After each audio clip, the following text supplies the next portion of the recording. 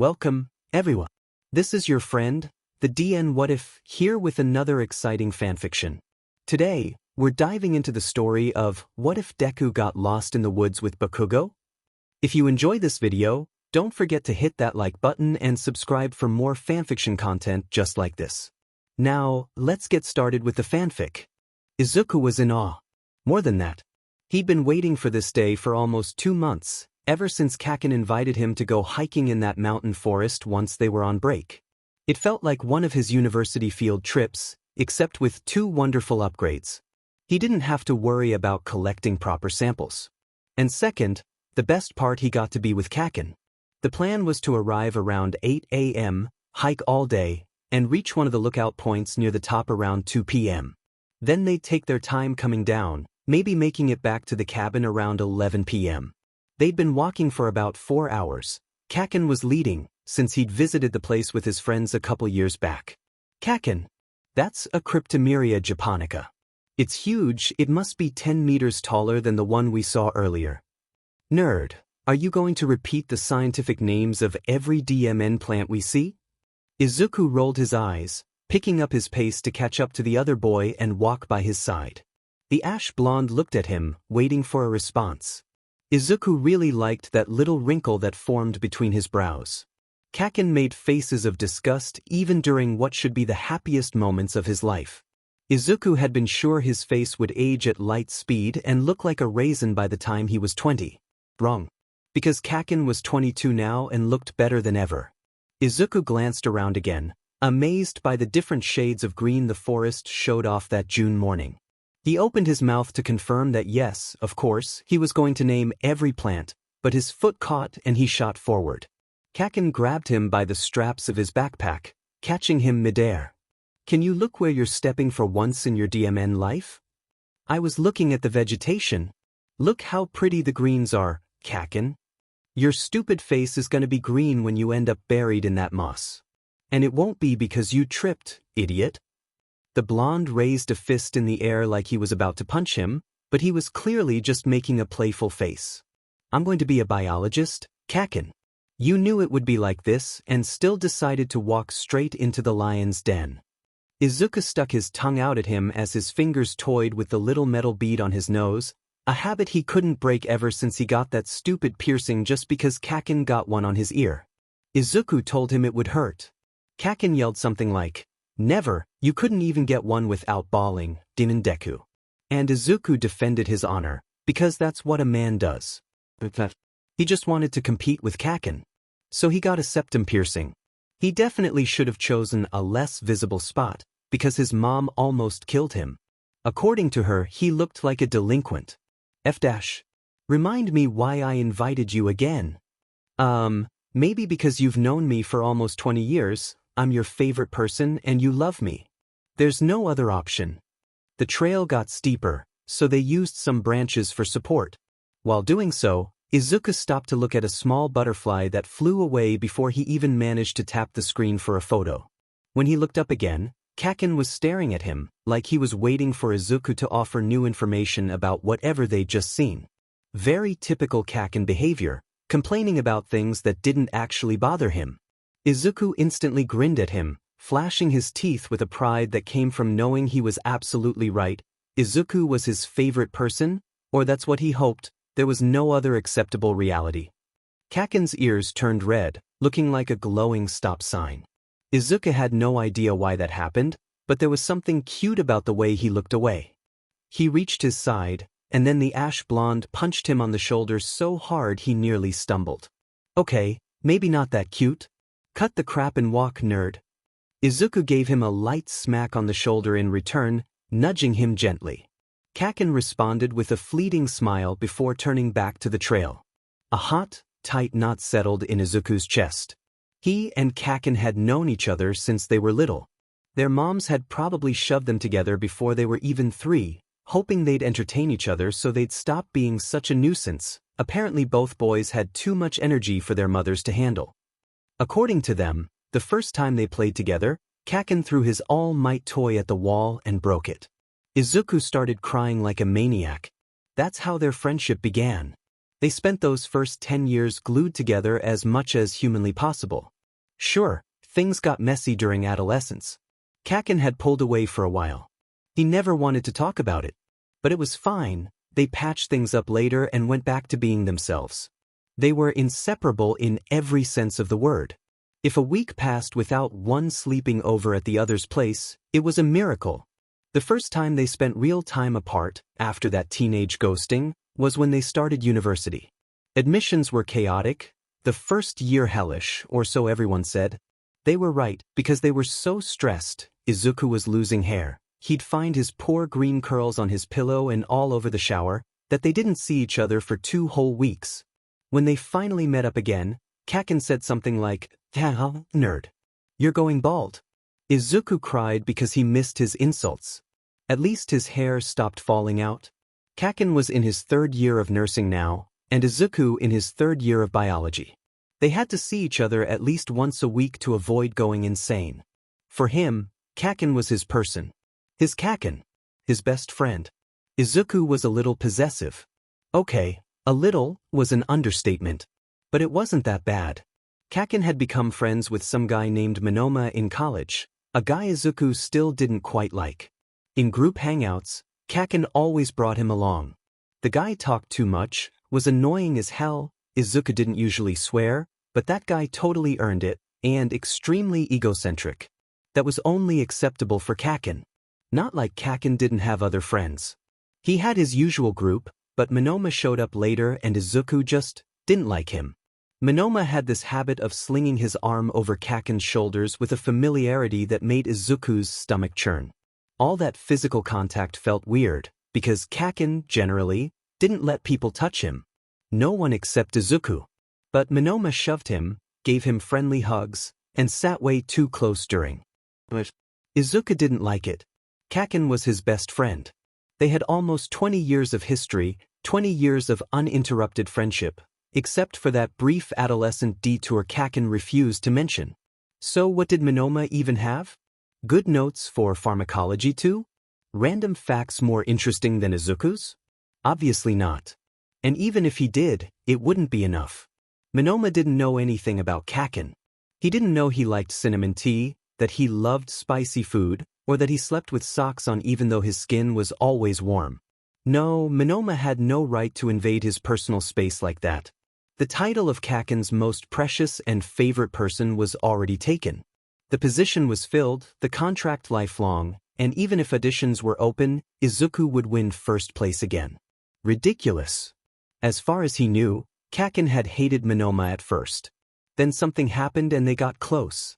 But come on, Monoma was always like, "Oh, Bakugo this, Bakugo that. Bakugo's so funny." Izuku kicked a rock in frustration, watching it roll until it hit a log. His eyes lifted, searching for the subject of his thoughts. Kakin was a few meters ahead.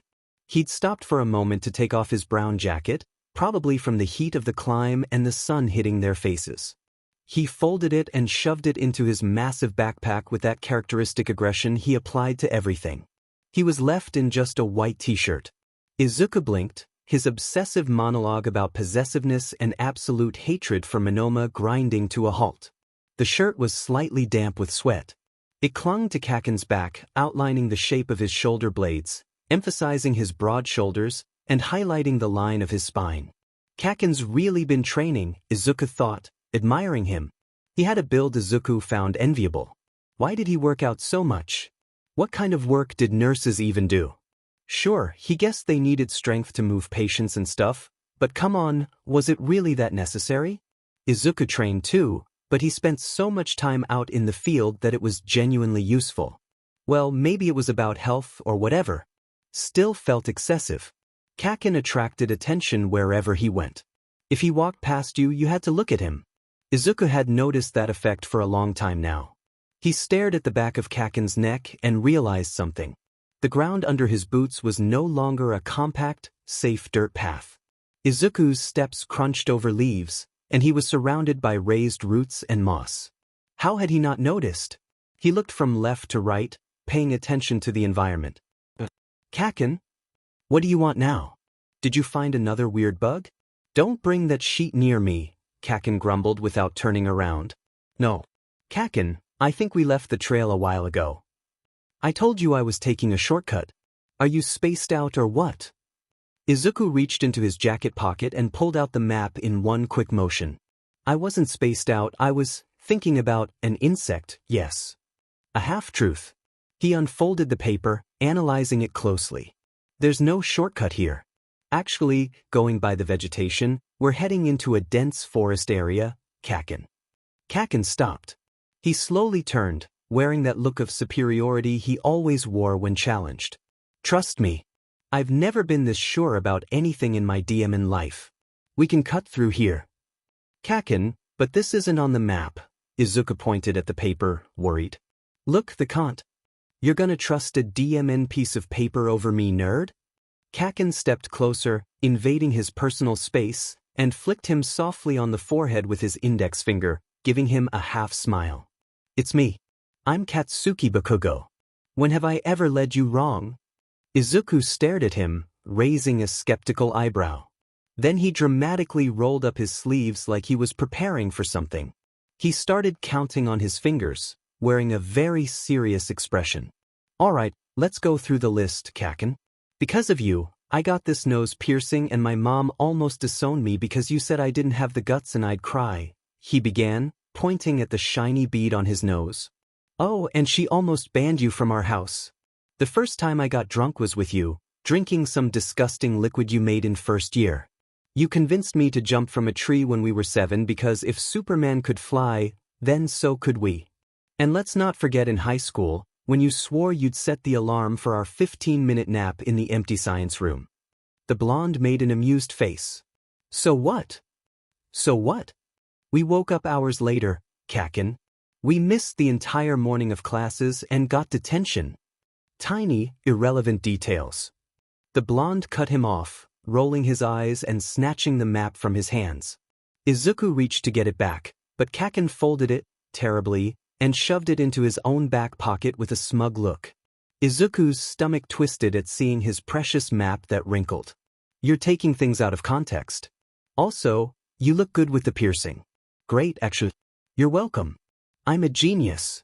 Izuku felt his ears heat up at the comment, his brain short-circuiting long enough to stop him from continuing his list, and he had many more examples prepared. Sometimes Kaken said things like that and it made his stomach flip. Now move your butt, Kaken ordered, turning around and marching deeper into the forest like he could never possibly be wrong. Which was a complete lie, but Izuku didn't say anything because he valued his life. If you fall behind, I'm not coming back for you. I'll let the wild animals out here eat you.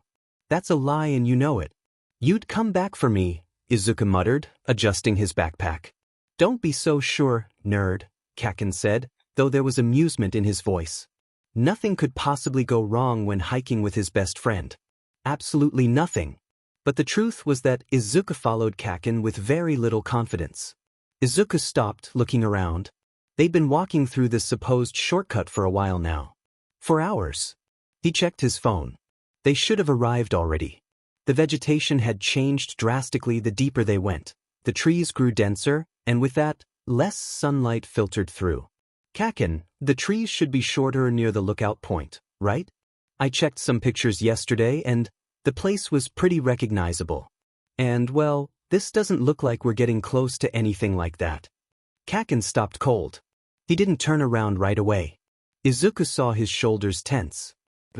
Kaken glanced around and lifted a hand, signaling him to stay still. He seemed to be listening, but there was nothing to hear. The shortcut was near the river Turd. I remember. The sound of the water is... Kaken turned his head again, still trying to hear the river's current. The silence thickened, broken only by the rustling of leaves high above and a few distant birds. There's no river, Kaken.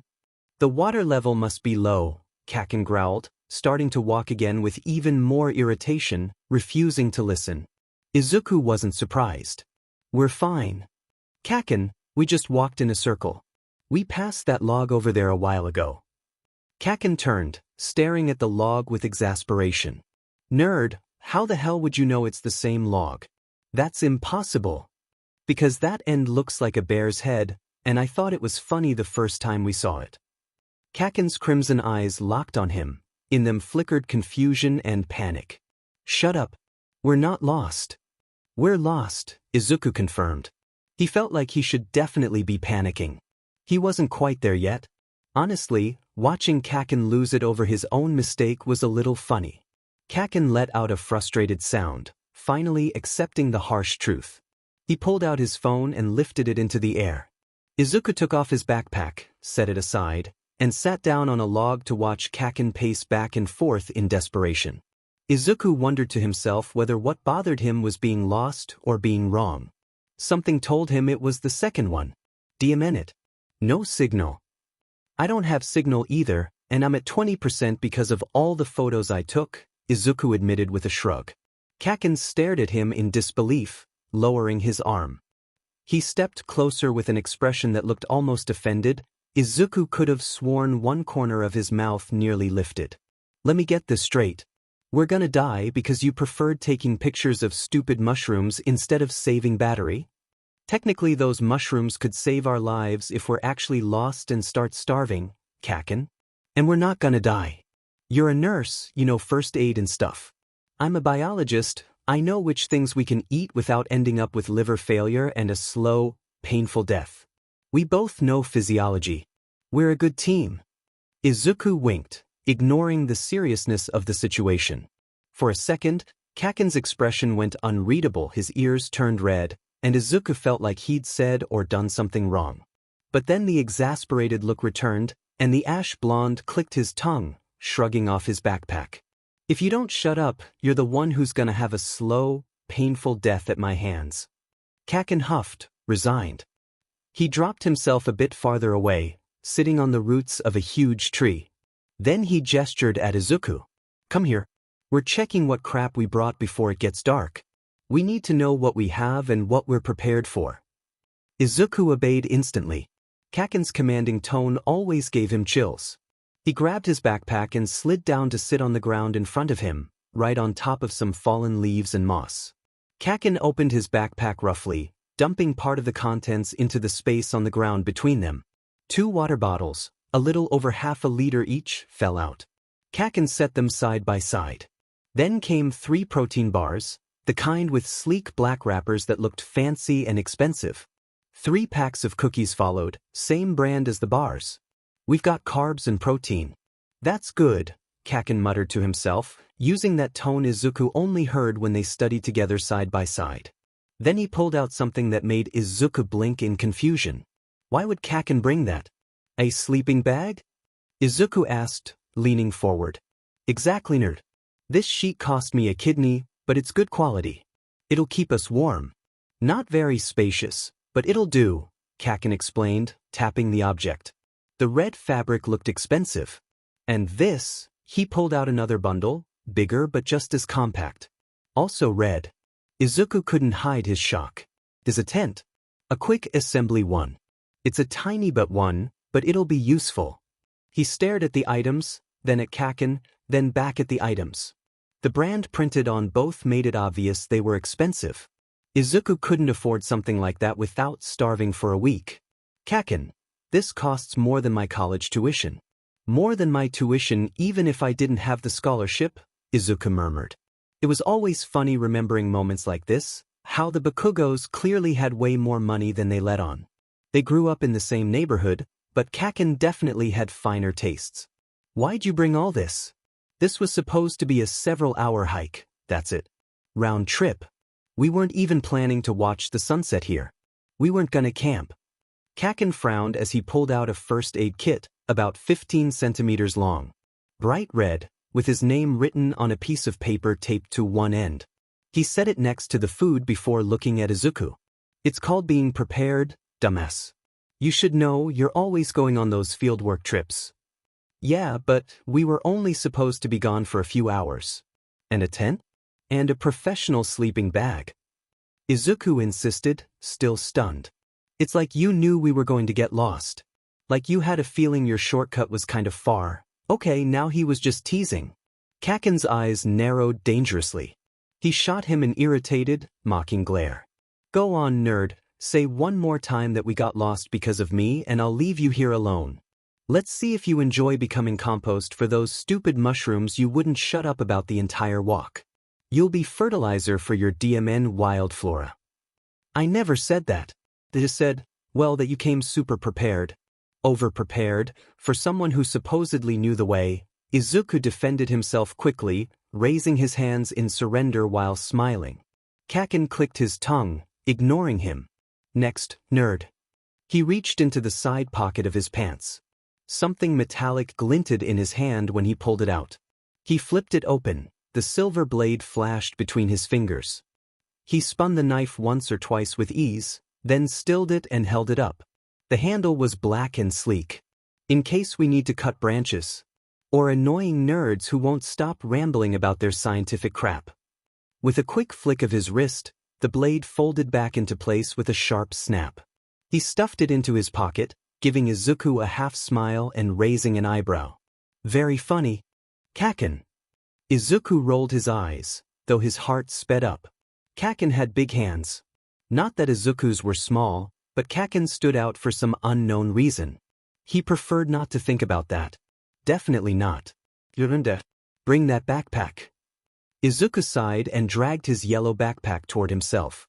I don't have as much stuff, or anything as expensive, but it should help. His bag was covered in nerdy patches. He even had one with a drawing of a mitochondrion. For a moment he felt embarrassed about his entire existence. He pulled out 2 500 milliliters water bottles.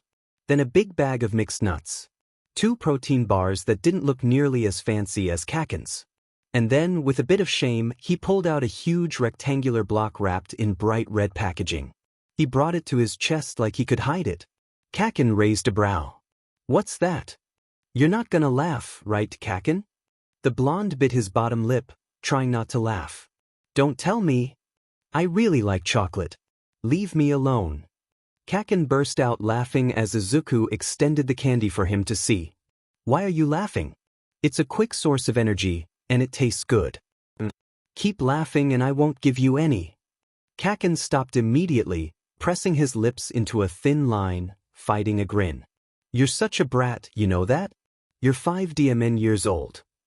Let me remind you, Kaken, that you have an All Might plush in your room that you bought 5 months ago. And you fought a bunch of 12-year-olds for it.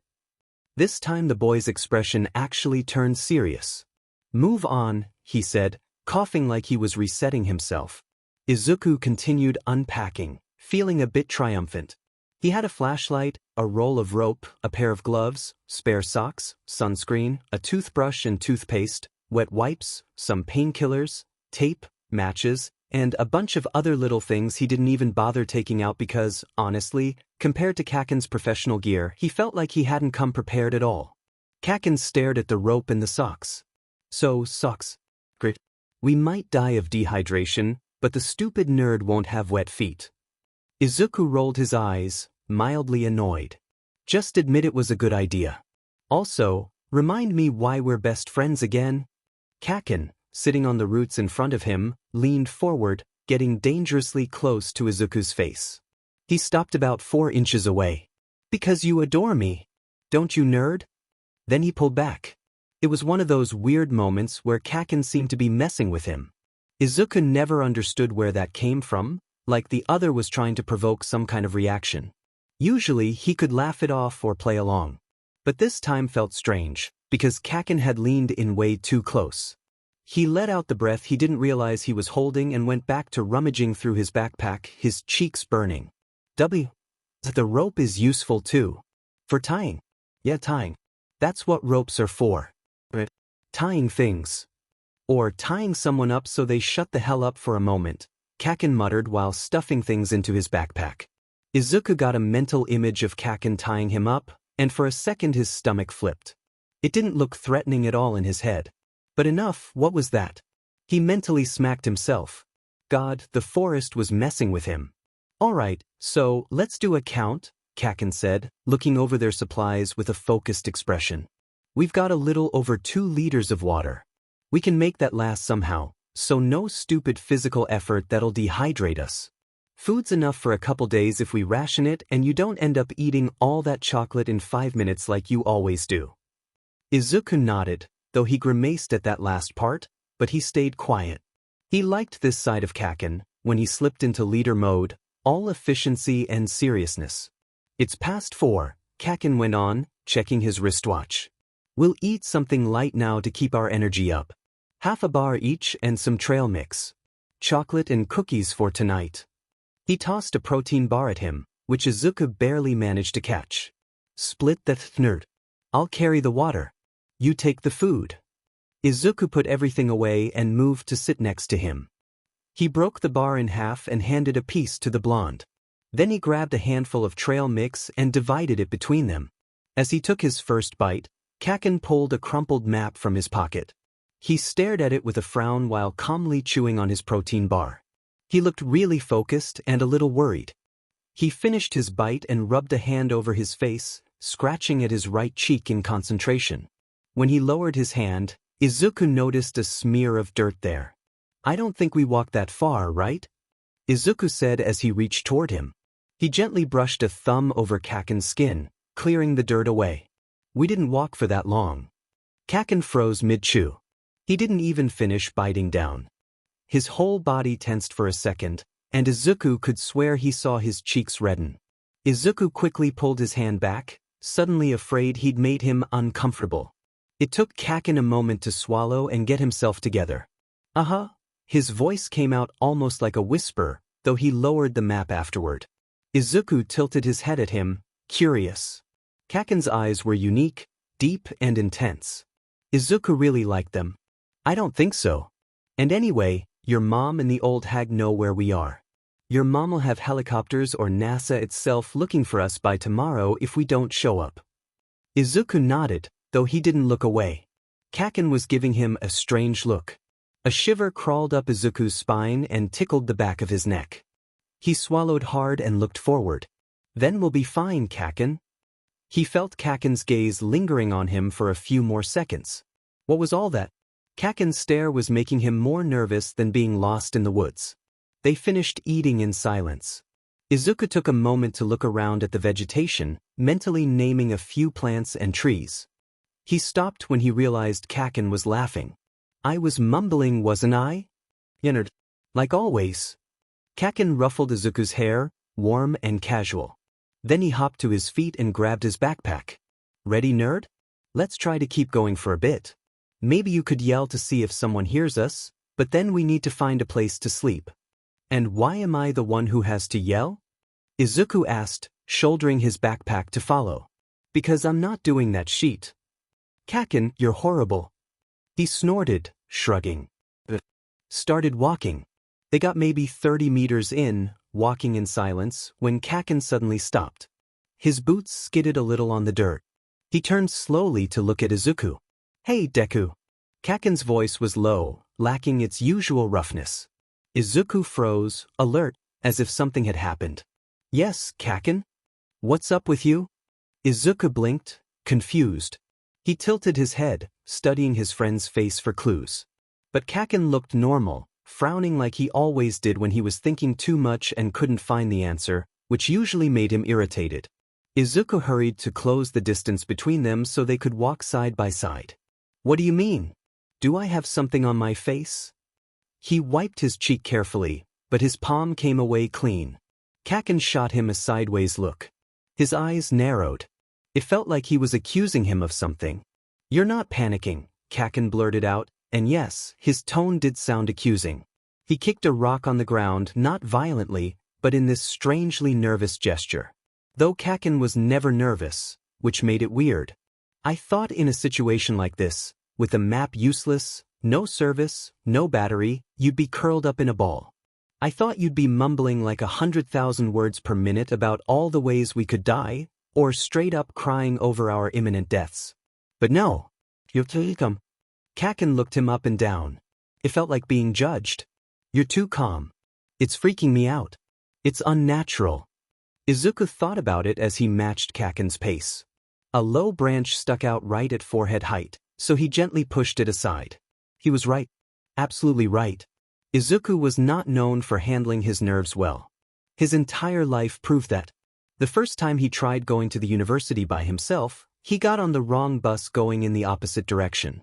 He took forever to notice and almost cried because he didn't want to be late and make a bad first impression.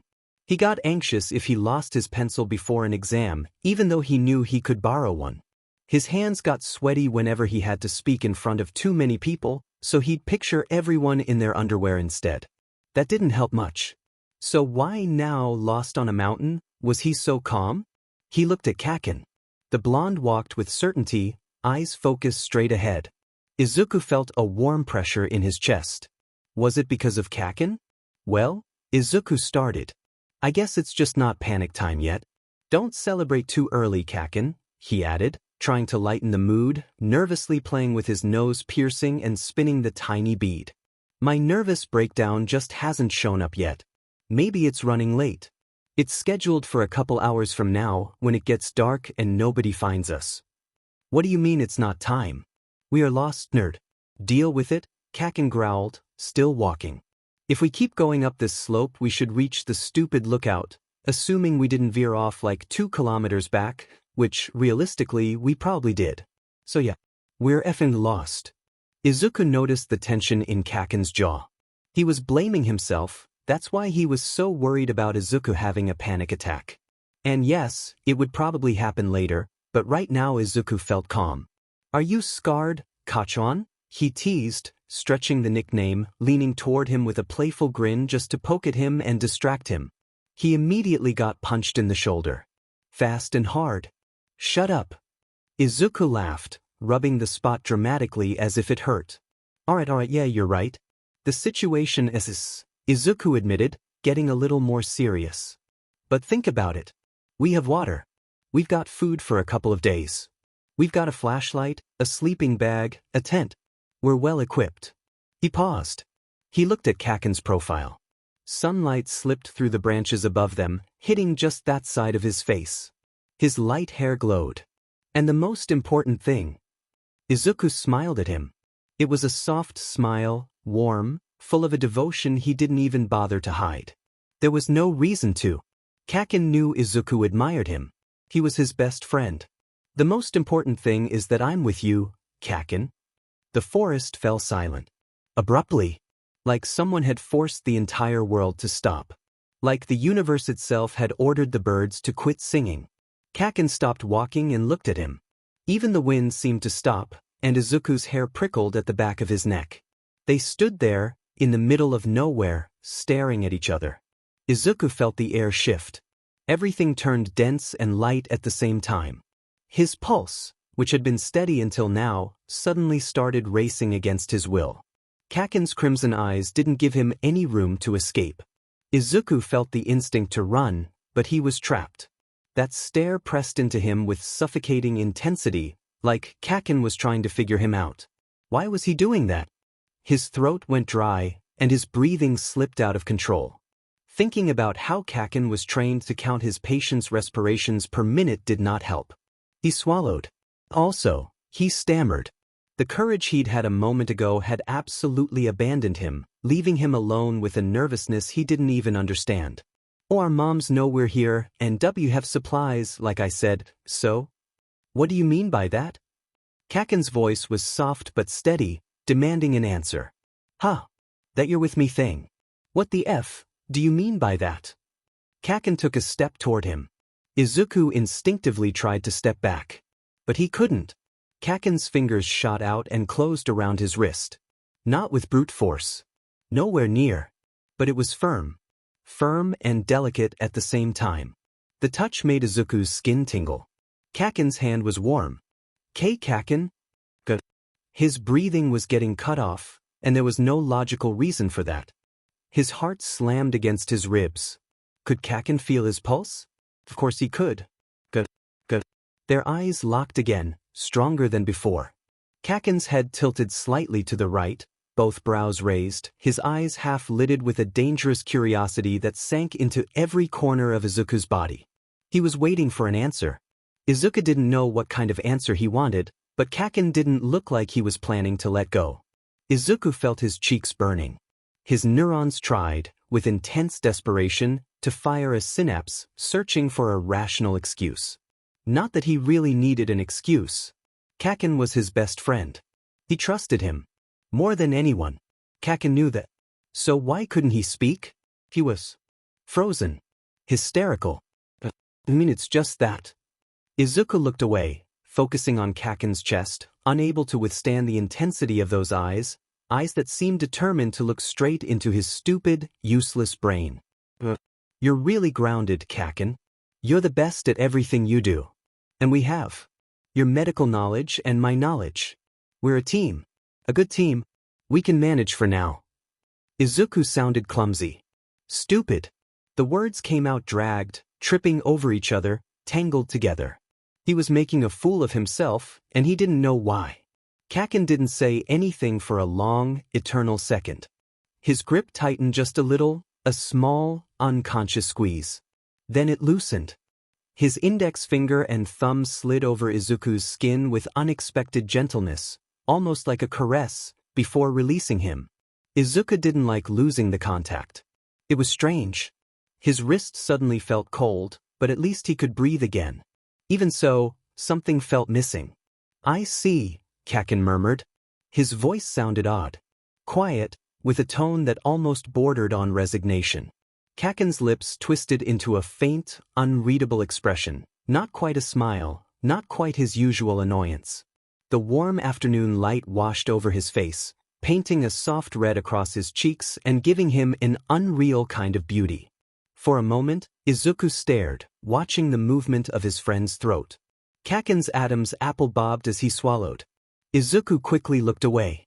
Don't fall behind, Kaken ordered, his voice a little rougher than usual, and he resumed walking without waiting for an answer, putting distance between them. Izuku brought his hand to his wrist, cradling the spot where Kaken's fingers had been seconds before. A fluttering sensation settled low in his stomach. He pressed the area, hoping the feeling would disappear from his skin. They walked in silence for a while. The tension between them was obvious. It was strange, they didn't usually have tense moments. Even when they argued, it was never serious. To break it, Izuku started pointing out things in the landscape. First some weird bugs. A tiny spider scurrying by. If he knew the scientific name of something, he said it. That made Kaken growl, then laugh, and then he'd tell him to yell again in case someone happened to be nearby. Sometimes Izuku pointed out strange shapes in tree trunks, and they got into heated arguments about what they resembled. Kaken's laugh was the most beautiful sound in the world. After a long stretch without talking, Izuku let his curiosity win. Kaken, can I ask you something?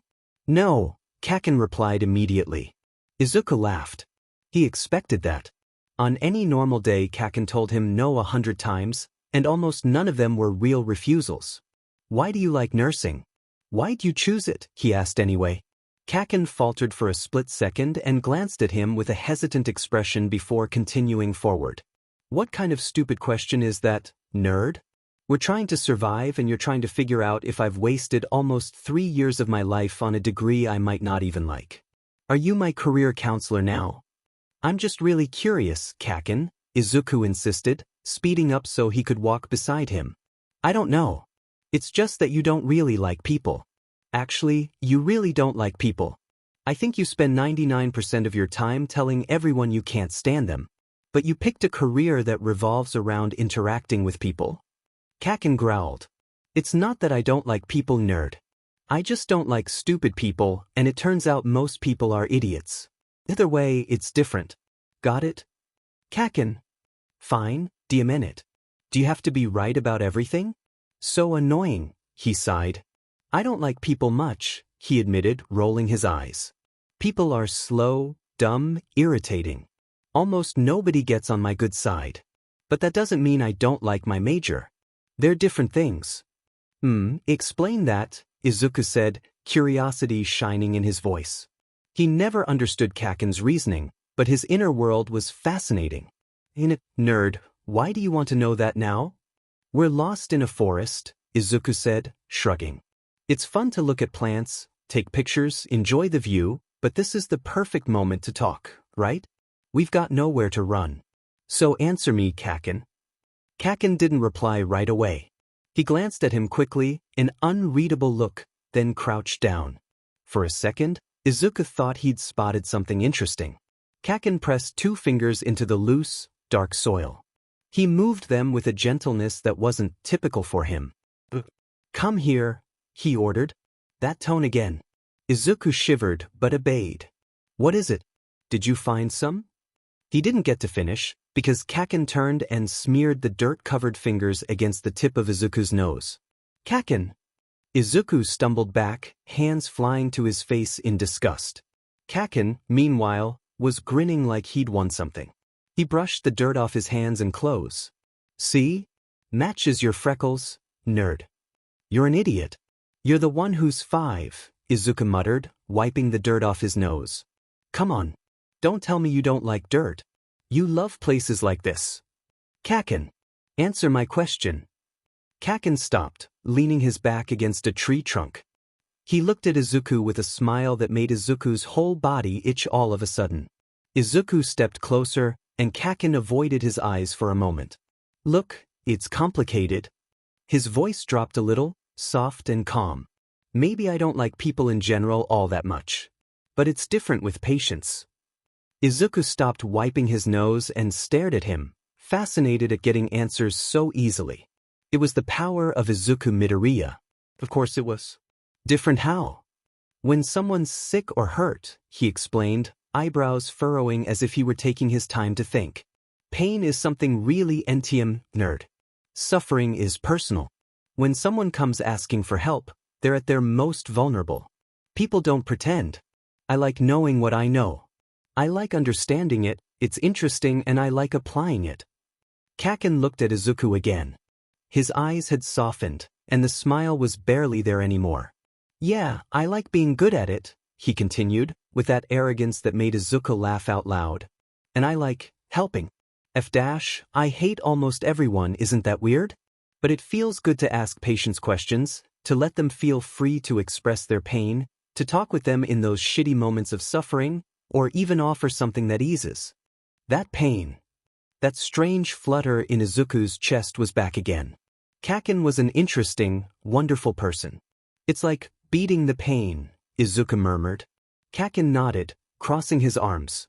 "Exactly. It's not always possible, that's the fed up part, but you do what you can. Sometimes winning means calming someone down, or listening, or just making them feel a little more comfortable in a moment as shitty as being sick." Izuku smiled as warmth spread across his cheeks. "You're amazing, Kaken. You're gonna be a great nurse." Kaken pushed off the tree, motioning for them to keep walking. "And what's the worst part, Kaken?" "The worst part is the DMN doctors." "The doctors? Aren't they the most worried about helping patients?" You'd think so. "Most of them are egotistical idiots," Kaken growled. "They think they're gods and don't even know the patients' names. You have to be on their buttes correcting doses, you have to follow all their shitty instructions that don't even make sense. I hate taking orders from stupid people." Izuku let out a loud laugh. "You just hate taking orders from anyone, Kaken." "Shut up, dirt.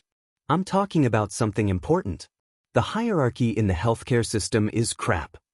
Izuku stepped closer and gave Kaken a gentle push on the shoulder, playful. "You yell at the poor med students, don't you?" "Of course not. Only when they're about to kill someone," Kaken defended himself, but he didn't push him back. In fact, he glanced at him from the side and smiled. "Actually, the med students aren't that bad. Maybe it's because they're not contaminated yet by all that God complex bullshit. At least not all of them." They walked side by side, their arms brushing every couple of steps. Izuku had a clumsy smile stuck on his face, and no matter how hard he tried, he couldn't get rid of it. He thought Kaken's view on easing people's pain was beautiful. He thought it was incredible how much he cared for his patients, even when he acted like he kept a barrier between himself and the world. And even more wonderful that he was willing to share all of this with Izuku. "Hey, Kaken," he said, tapping the boy's hand with his index finger, trying to catch his attention. "What nerd? Aren't you going to ask?" Izuku hesitated, glancing up at the treetops as shyness crawled up his spine. "Aren't you going to ask why I chose my major?" He felt Kaken's gaze locked on him.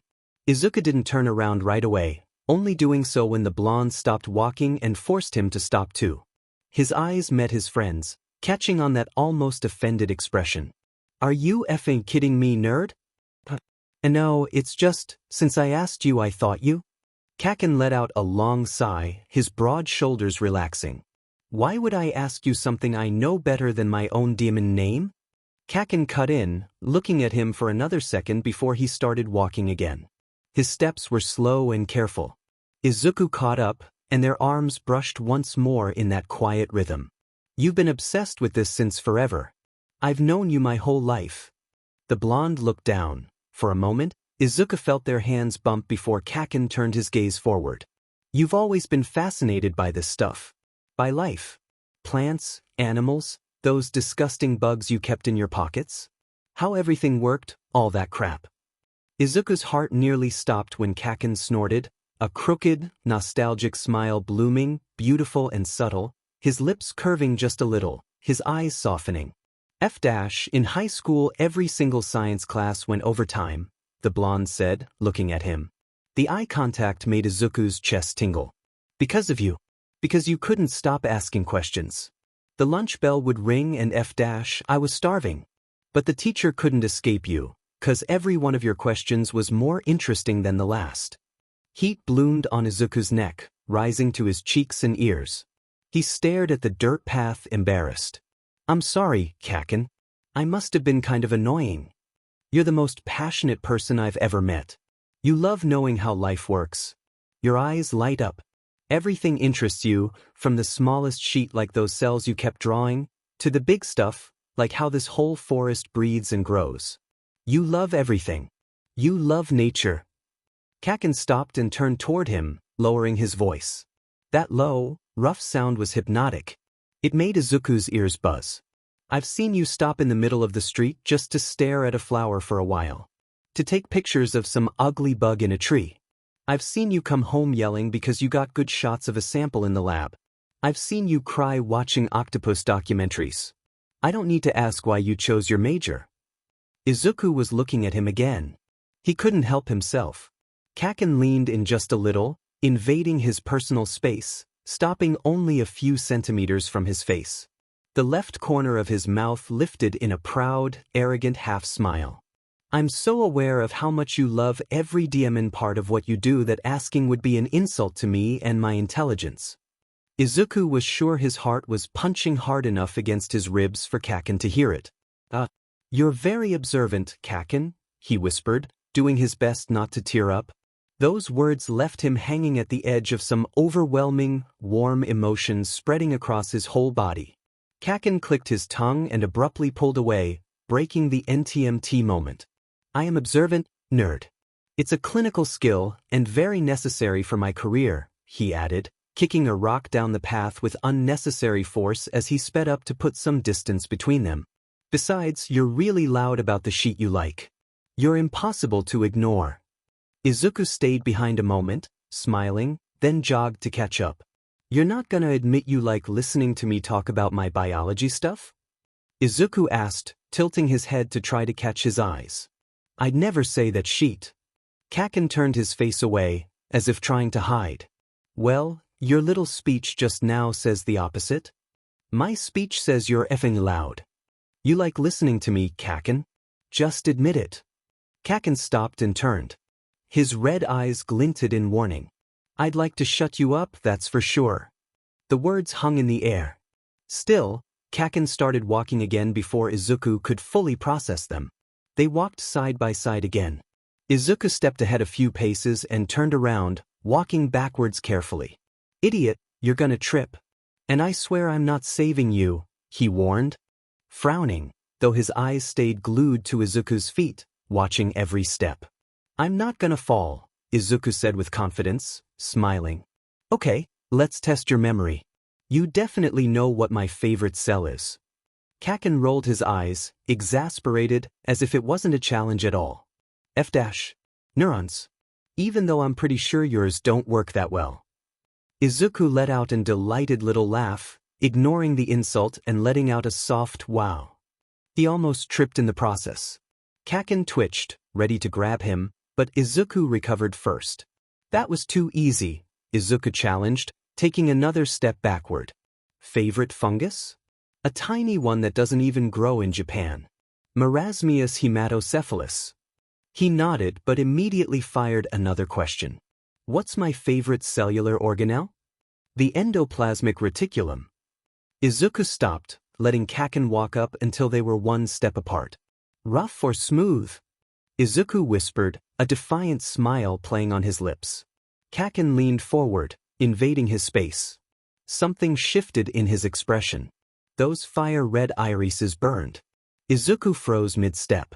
Rough? Nerd, the blonde answered, his voice low and certain. You like listening to me, Kaken? Izuku repeated in a soft, trembling tone. The teasing and boldness from earlier were gone. Kaken held his gaze for one more second. Izuku's legs almost gave out. Then the blonde lifted a hand and gently pushed Izuku's forehead back. In it, shut the hell up and face forward before you crack your skull open when you finally trip, Kaken growled. Izuku touched his forehead where Kaken had tapped him, smiling as he returned to walking beside him. Catch on. Walk. They kept going, the air between them light and playful. The slope wasn't too steep in that stretch, so climbing didn't take much effort. They had been walking for around 20 minutes in that silence when they ran into a missing patch of ground, probably washed out by the rains. The trail simply ended, leaving them about 2 meters below the part of the path they'd been following. Sheet, Kaken grunted.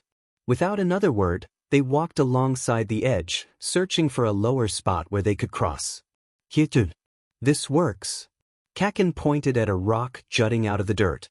It was big, covered in patches of moss. Unlike the crumbling soil around them, this was solid.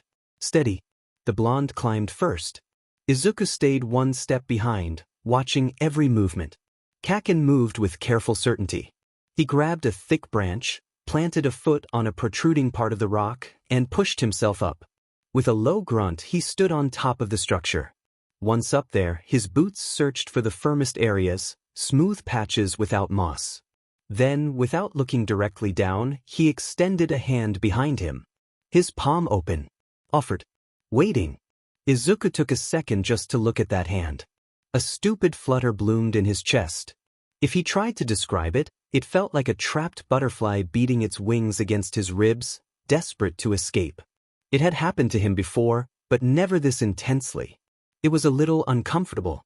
No, uncomfortable wasn't the right word. It was exciting in a way he couldn't understand. The thought from earlier resurfaced. Kaken's hands were big. His fingers were long. Big, strong, steady hands. He didn't hesitate. His hand fit perfectly into Kaken's. Immediately, the blonde tightened his grip. Those long fingers closed around Izuku's hand with perfect pressure. How could it be perfect? Izuku didn't know, but that's exactly how it felt. Warm and steady. Izuku followed the same sequence of movements. He found a place to push off from, and with that, gave himself the boost he needed. Kaken pulled him up effortlessly. Izuku planted one boot firmly. But just as he was about to set his second foot on the surface, he placed it in the worst possible spot. The moss betrayed him. His foot slid fast, making the world tilt. He almost screamed. Kaken reacted instantly. He didn't let go. He yanked Izuku toward him in a sharp motion. His other hand clamped down on Izuku's hip, pulling him in hard before his fingers secured themselves around Izuku's waist. Their bodies collided, and Izuku managed to plant both feet on the rock. They wobbled for a second, but Kaken spread his legs to keep them balanced. Izuku let out a breathy little laugh of relief. He kept his eyes glued to the ground, determined not to step on moss again. That was close, Kaken, he murmured. Then he became aware of their position. His chest was pressed against Kaken's. Completely pressed. He could feel the blonde's breathing in every sense of the word. His chest rising, falling. Kaken's arms still wrapped around his waist, grip unslacking. Every point of contact was warm, so the heat pulsed through him, spreading from his stomach all the way up to his forehead. He would have thought it couldn't get any worse, but Izuku, in his infinite brilliance, lifted his gaze. And there they were, Kaken's eyes. Their faces were only inches apart. The blonde's skin looked flawless at this distance. His eyes were narrow, sharp, intense.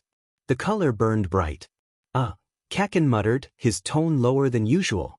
Even so, Izuku was close enough to feel the vibration in his throat. Watch the moss, nerd. Kaken's red eyes didn't move a single millimeter. They stayed locked on him, as if he needed to stare long enough for Izuku to spill every secret he had. God, why did that keep happening? Izuku swallowed, the sound embarrassingly loud. He wished the earth would swallow him instead. He held the eye contact even though a voice in his stupid brain whispered to stop. Back up, laugh it off like always, and keep walking. But his body felt heavy. Why careful? Kaken, Izuku whispered. Kaken's eyes flicked downward. Just a little. Izuku realized, horrified, that the blonde was staring at his mouth. Either that or Izuku was losing his mind. The grip vanished instantly. Kaken broke the moment with a harsh throat clear. If I have to save your life again, you owe me money. He moved away in a flash, climbing with quick steps, using smaller rocks as support. The distance became palpable. Izuku almost missed the contact. He stayed there for a moment, trying to calm himself. Kaken's hand, the one that had held his mere seconds ago, hung at his side. The blonde's fingers curled, fist tightening before opening again. Then Kaken shook out his hand and shoved it into his pocket. You planning on staying there between the rocks and the moss? His voice was rougher than before, way rougher than when he'd been holding him. I'm coming, Izuku replied, forcing himself to move. Kaken had been trying to figure out exactly where they were on the map for a while now. He kept turning the paper one way and then the other, trying to make sense of it. His best friend might be talented at a lot of things, but reading maps was apparently his anti-talent. He finally snapped after asking 3 times in a row what a few symbols meant in the middle of the forest. Izuku didn't really get what he meant either. Shouldn't the map have a legend or something? He was starting to think they were missing a page. So Kaken declared, with absolute conviction, that maps were bullshit made by idiots whose only goal was to confuse expert hikers like him. Kaken was about to violently crumple the paper in his fists again, but Izuku beat him to it. With a quick move, he snatched the map out of his hands, laughing. Stop crumpling it, we might need it later, Kaken. Yeah, sure. It'll be great for starting a fire when we're freezing our buttes off. They kept walking at a slow pace. Izuku wandered around, climbing over huge roots to peek at bird nests in tree hollows, making little comments every now and then, comments Kaken answered with nothing but a grunt. Izuku, already an expert at deciphering irritated blonde noises, translated them as either "tsm, I see," or "tsm, I don't give a shit." Kaken was walking ahead when Izuku noticed the tension in his back. He stopped in front of a massive tree. The ash blonde tilted his head, something he always did when he was focused. Izuku ran to catch up. What is it, Kaken? His best friend didn't answer. With a slight JRK of his chin, he pointed at the trunk. A small metal sign, dirty and worn, was nailed to the tree. It had the illustration of a bear, and under it, in bold red letters, a warning, caution. Bear sightings in this area. Holy shit, nerd. There are bears here? Kaken stopped staring at the words and locked eyes with him. He twisted his mouth, lips tugging to the side, and raised a brow. He was worried. Izuku blinked, looking from the sign to his friend. Of course there are. We're in the mountains, Kaken. Izuku shrugged, trying to downplay it. But I haven't read any confirmed sightings around this specific area in a while. Besides, look on the bright side. The bright side? Kaken repeated, turning fully toward him with wide, alarmed eyes. We're lost, we've got no signal, it's gonna get dark soon, and now we're apparently the main course in some bear's fancy but dinner. What the hell is the bright side? Well, if that sign is here, Izuku explained, it means someone put it up. Which means we're not that far from civilization. Nerd, a bear is going to eat us. We're not gonna get eaten by a bear. Izuku laughed, taking a step toward him. Statistically, it's super unlikely. Besides, black bears are shy. Animals in general don't usually want to get close to humans, especially if there's a lot of noise, you know? Izuku smiled, a bright and teasing grin. And you're really loud, Kaken. We're safe. Kaken narrowed his eyes. He raised his arm and punched Izuku in the shoulder, hard enough to slightly shove him to the side. What are you trying to say, Deku? That I'm loud. Izuku regained his balance, rubbing his arm. He stepped close again, brushing his shoulder against the ash blonde's to give him a very gentle nudge. That your lovely voice is like music to my ears, Kaken, he said, batting his eyelashes with an expression of absolute innocence. But I guess bears don't appreciate your wonderful voice the way I do. Are you complaining, DMN nerd? Kaken growled, though a smile threatened on the right corner of his mouth. On the contrary, I'm saying you're increasing our survival chances. You're ridiculous. And you give me a headache. Shut up. Kaken waved a hand like he was shooing a bug before turning his back to keep walking. We better find a place to sleep before it gets darker. Somewhere hidden. Why hidden? Izuku asked, having to pick up his pace to catch up. Do you want privacy? In an empty forest? What for? Kaken stopped and looked over his shoulder, arching an eyebrow again. For the bears, nerd. Izuku leaned forward, looking for Kaken's face. He was practically skipping along, fully invested in teasing the ash blonde. Are you scared, Kachon? He whispered, dragging out the vowels the way he liked to do when he was messing with him. Kaken turned quickly toward him, lifted his right hand, and with an expression wavering between amused and irritated, flicked him gently on the forehead. I have survival instincts. Ever heard of them, nerd? Izuku massaged the spot with his palm in soft circles, laughing quietly. Ahead, the path the forest offered decided to turn hostile. The ground, which had been relatively flat until then, granted them a trek full of obstacles.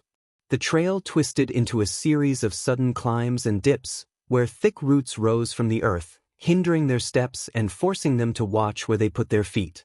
At some point, the trail simply cut off. They ran headfirst into an abrupt drop, a collapsed section of ground forming a slope of about 4 or 5 meters. The dirt at the edge looked loose, explaining the landslide. Kaken stopped, took off his backpack, and set it on the ground to drink some water. Izuku approached the edge of the drop-off, leaning his torso forward to calculate the fall. Do we go around or climb down here, Kaken? The ground levels out at the bottom. Kaken set the bottle on the ground and walked over. He stopped at a safe distance, assessing the slope. He kicked a small rock, watching it drag downhill. As it went over the edge, a good chunk of dirt broke loose, rolling all the way down. The ground is kinda loose. We should keep going around. Besides, we shouldn't be going down, only up, to get to the lookout. Izuku was about to nod, ready to follow instructions, when a flash of colors caught his attention. It came from a tree growing at an exotic angle, resembling an inverted U. It leaned to one side, hanging over that small precipice. Something on the bark shone intensely, in colors that stood out against the forest's classic palette. Look! Izuku exclaimed, pointing, completely forgetting what Kaken had just said. It's a jewel beetle. Do you see it? Kaken followed the line of his finger, squinting. I don't see jack shit, nerd. Right in that fork. In the branch, look. Without thinking twice, Izuku took off his backpack, set it aside, and got as physically close to the edge as possible. His feet were inches away from where the dirt started to crumble. He held onto the trunk of the leaning tree with one hand, looking for leverage for what he planned to do. He rose onto his tiptoes, stretching as much as possible. The insect was more than a meter above his head. With his free hand, Izuku maneuvered to get his phone out of his pocket, determined to keep wasting the device's battery on what he considered something valuable. It's so pretty, Kaken. You have to see it up close, Izuku murmured. It's called Chrysocroa fulgidissima. It's a metallic green color and has these reddish stripes on the edges. If I could just find the angle so the photo looks good. Nerd, it's just another ugly bug. Kaken's voice sounded tense. He was closer than before. Now get your butt away from that edge. That dirt looks unstable, and if you fall, I promise I'll kill you. Izuku shot him a quick glance over his shoulder. His best friend had an arm extended toward him, clearly torn about whether to grab him and yank him back violently. Izuku let out a soft laugh. His eyes crinkled and his teeth showed. He looked back up, focusing his phone camera with his brow furrowed in concentration. He twisted his body a bit, searching for the perfect angle. Kaken, relax. It'll just take a second. I have good balance. With that, Izuku stretched further. The insect was still a little far. He needed height.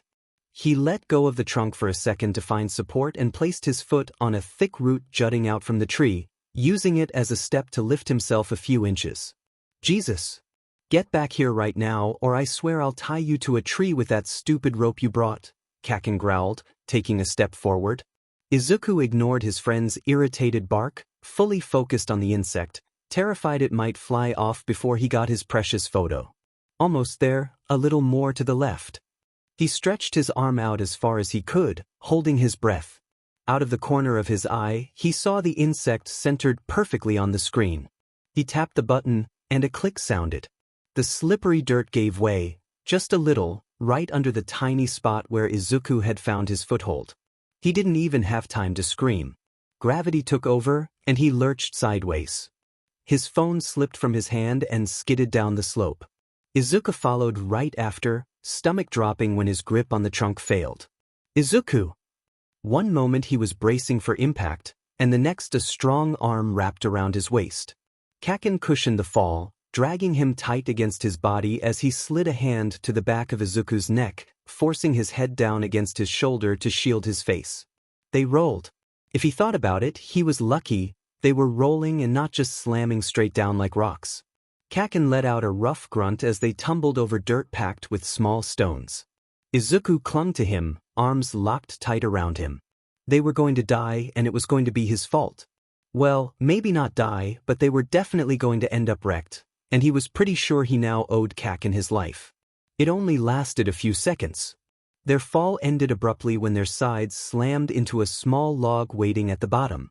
Dirt continued sliding down the slope as Izuku blinked his eyes open, finally getting his breath back. He coughed at the dust thick in the air.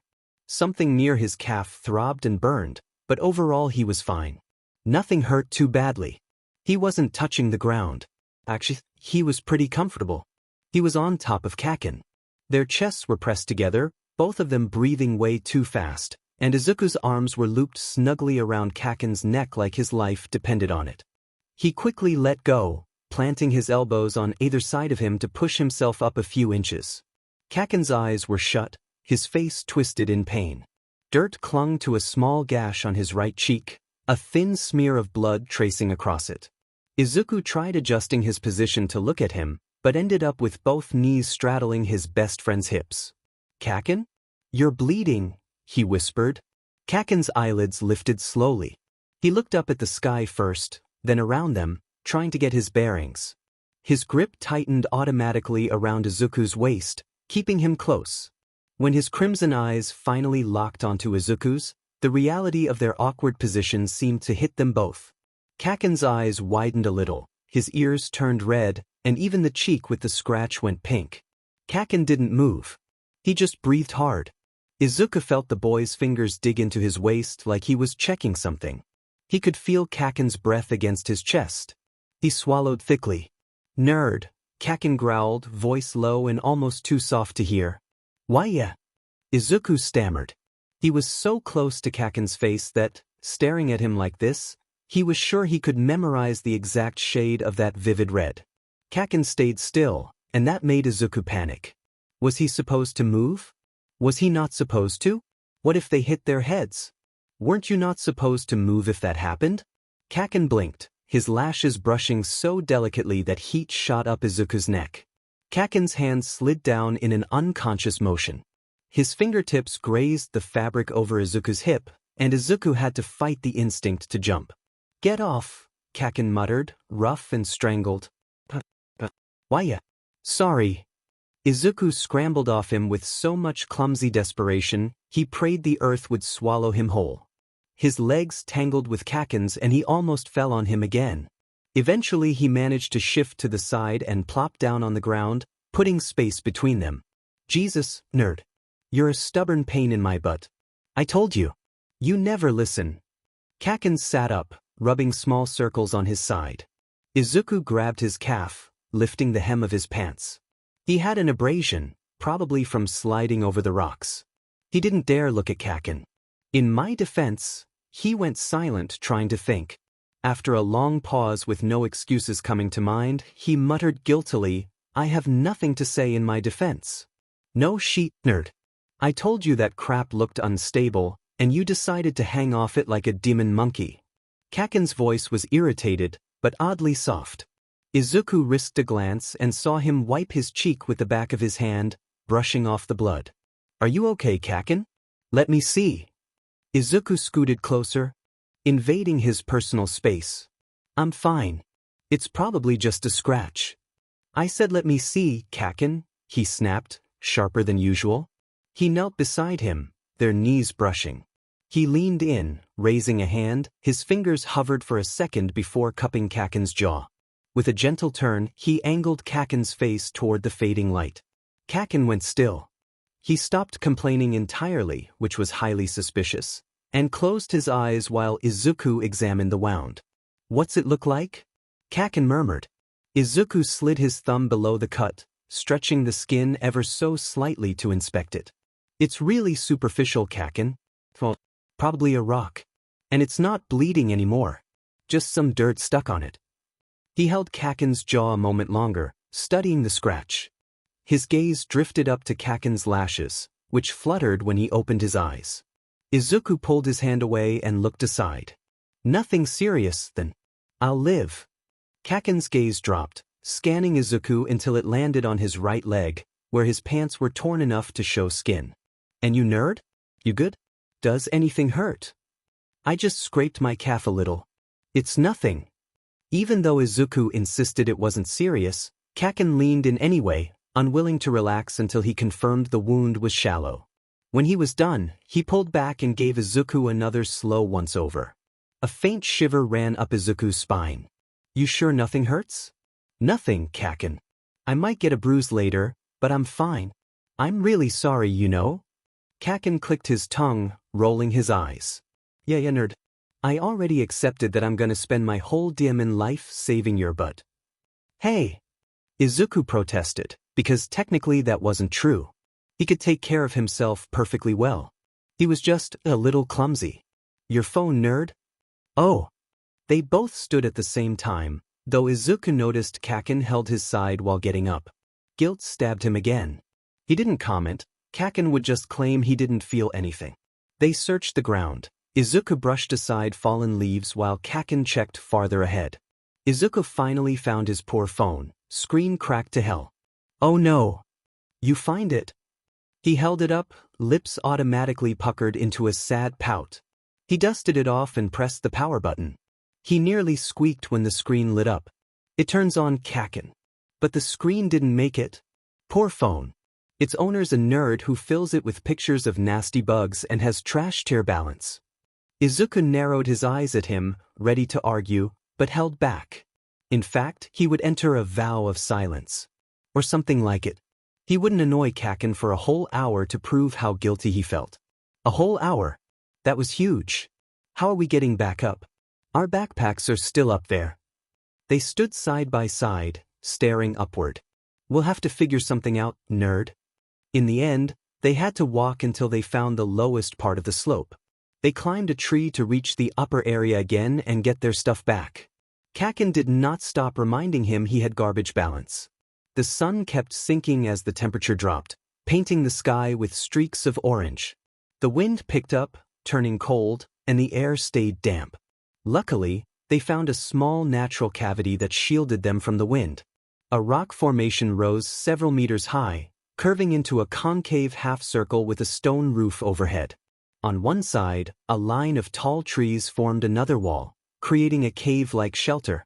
Dusk was nearly over, so they decided not to keep walking. They sat on the ground of their makeshift refuge. Kaken pulled off his backpack and took out the red first aid kit with quick, efficient movements. "Nerd, you need to get the dirt off this crap," Kaken said, pointing at the cut on his cheek. The dried blood had mixed with dust, and Izuku winced at the sight.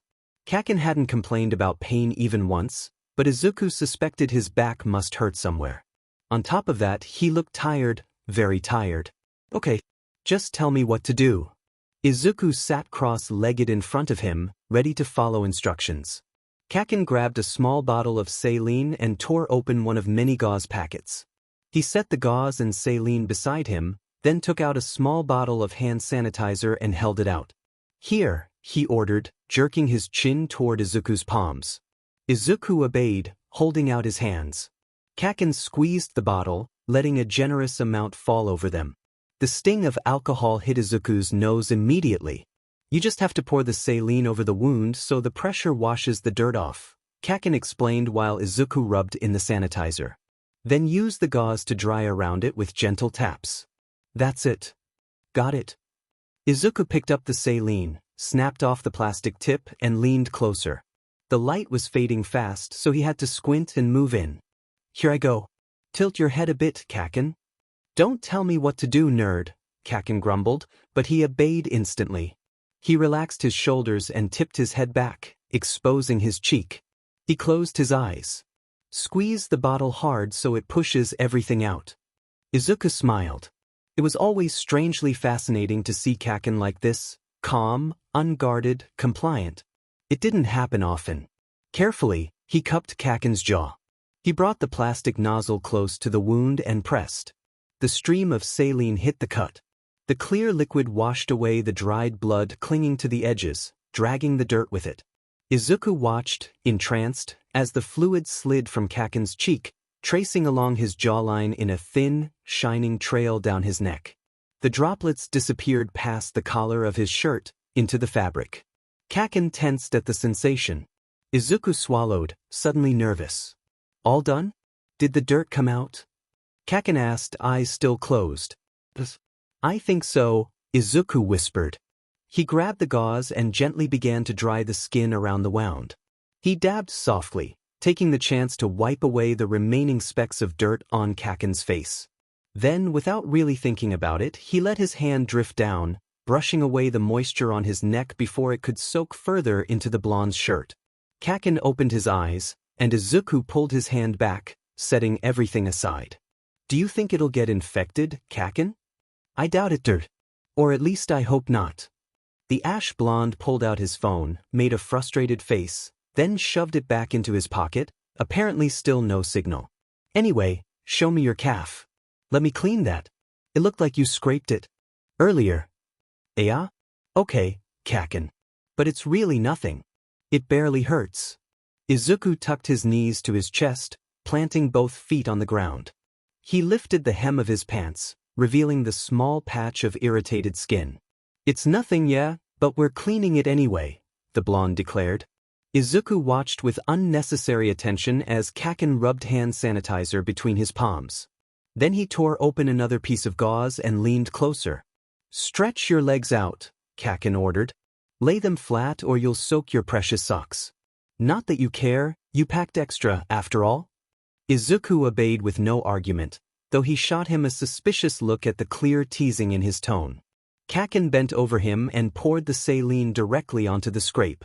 It was cold enough to make Izuku shiver. Kaken's voice cut in. "So? Still not having a meltdown?" Izuku let out a quiet laugh. He set his hands at his sides, leaning back into the dirt. "Not yet," he admitted with a tired smile.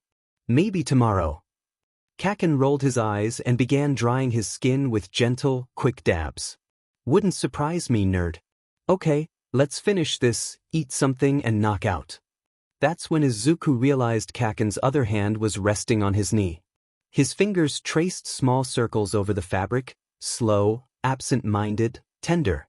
The blonde didn't even seem aware he was doing it. But when he finally pulled his hand back, Izuku felt his pulse go wild and chaotic. For a moment, he felt ridiculous.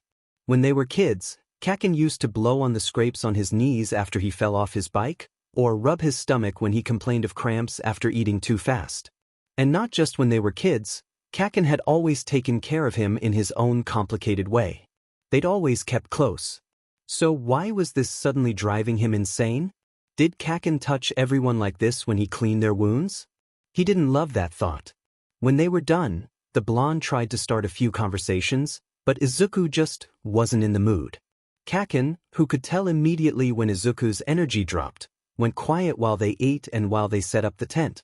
It wasn't that Izuku was tired, he was simply sinking deeper into a strange spiral of thoughts. Night wrapped around them. Izuku turned on his flashlight.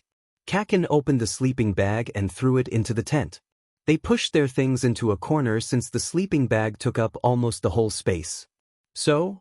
Think we can both fit in that thing? Well, nerd, I'm not letting you freeze to death. Auntie Inko will murder me. I already lost 50 points with her after the whole piercing thing. Izuku laughed. They both removed their boots. And their jackets too. Kaken insisted they wouldn't fit otherwise. Still, Izuku set his aside within reach, very aware the cold would probably get so bad he'd need to wrap himself in it later. Getting inside the sleeping bag was humiliating, honestly. Izuku was a bit shorter, sure, but they were still two grown, broad-shouldered men. After wrestling their way through and laughing at all the elbows and accidental slaps, they ended up back to back. Izuku could feel Kaken's spine pressing against his. He was grateful for the warmth radiating from the blonde's body. Because Izuku's body temperature was apparently defective, he was always cold. He turned off the flashlight and left it beside them. The darkness swallowed him. He slipped into a half-trance, rubbing his feet together inside the bag, trying to warm them. Hey nerd. Night. Izuku smiled instantly, forcing himself to reply before sleep dragged him under. Night, Kaken. Izuku had always considered himself winter's #1 fan. The thing about cold, though, is that you only love it until you get lost on a mountain and wake up at dawn with your nose frozen stiff. He wanted to curl up into a ball, hold in his own heat, and fall back asleep. The problem was that if he moved too much, he'd end up shoving Kaken awake, and Kaken valued his sleep routine way too much to forgive that. The cold seeped in from his feet, climbing all the way to his nose, which he was pretty sure he'd lose in a couple of hours. His teeth chattered so loudly he couldn't stop, and he kept rubbing his feet against each other, trying to spark some warmth through friction. He threw his jacket over himself, hoping it would help. His back was the only warm part of him. He couldn't just turn around and bury his face between Kaken's shoulder blades, though the temptation was there. That would probably be crossing a line, even for him, who'd never been very good at respecting Kaken's personal space. He remembered fondly that, when they had sleepovers as kids, they slept practically on top of each other. But that changed. As teenagers they stayed on opposite ends of the bed. Their arms or hands might brush, but that was it. Sometimes they woke up tangled together, legs intertwined, arms wrapped tight, but that ended the moment Kaken woke up. He'd pull away immediately and then pretend nothing had happened. Izuku figured it was normal, walls grow higher when you grow up. Izuku himself wouldn't have minded, but Kaken had a very clear limit on physical contact. So he sighed, pressing both hands to his lips to warm them with his breath, trying to get some life back into his stiff fingers. Then he felt Kaken tense. Jesus, nerd.